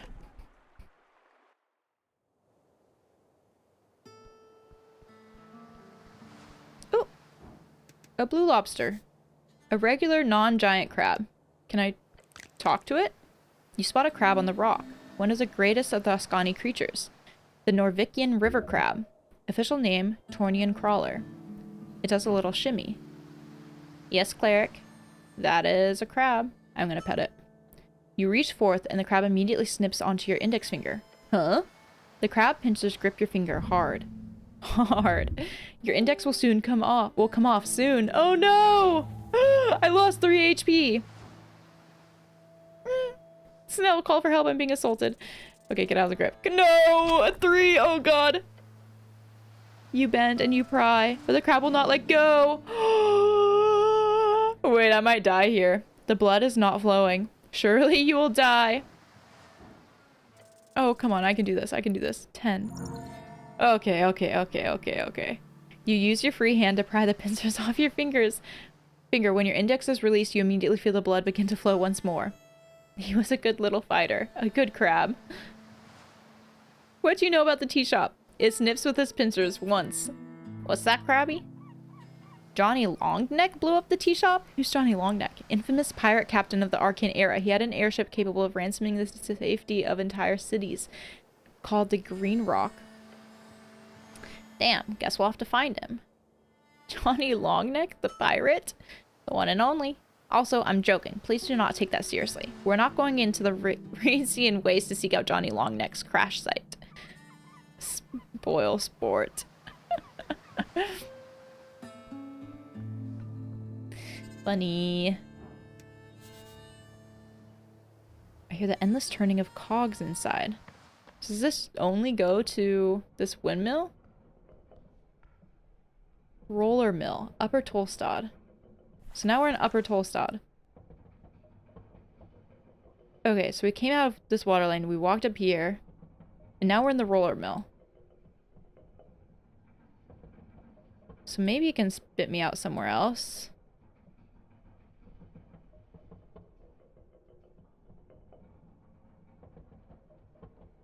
Huh. I kind of claimed there were doors that way, but... must lead to the rest of the roller mill? Okay, well maybe this will be my pause point right now. I feel like I uncovered the Tolstad North part on the big map. So that hopefully gives me like a little bit of a sense of the other things going on. Okay, so this part of the pillar, so this is where it said it was broken and then the other pieces are just floating in the air because it's invincible. So I have to, when I come back in, I might need to backtrack up to Tolstad South and go up and around this way, kind of back where I had initially started near Viskin's lair. I think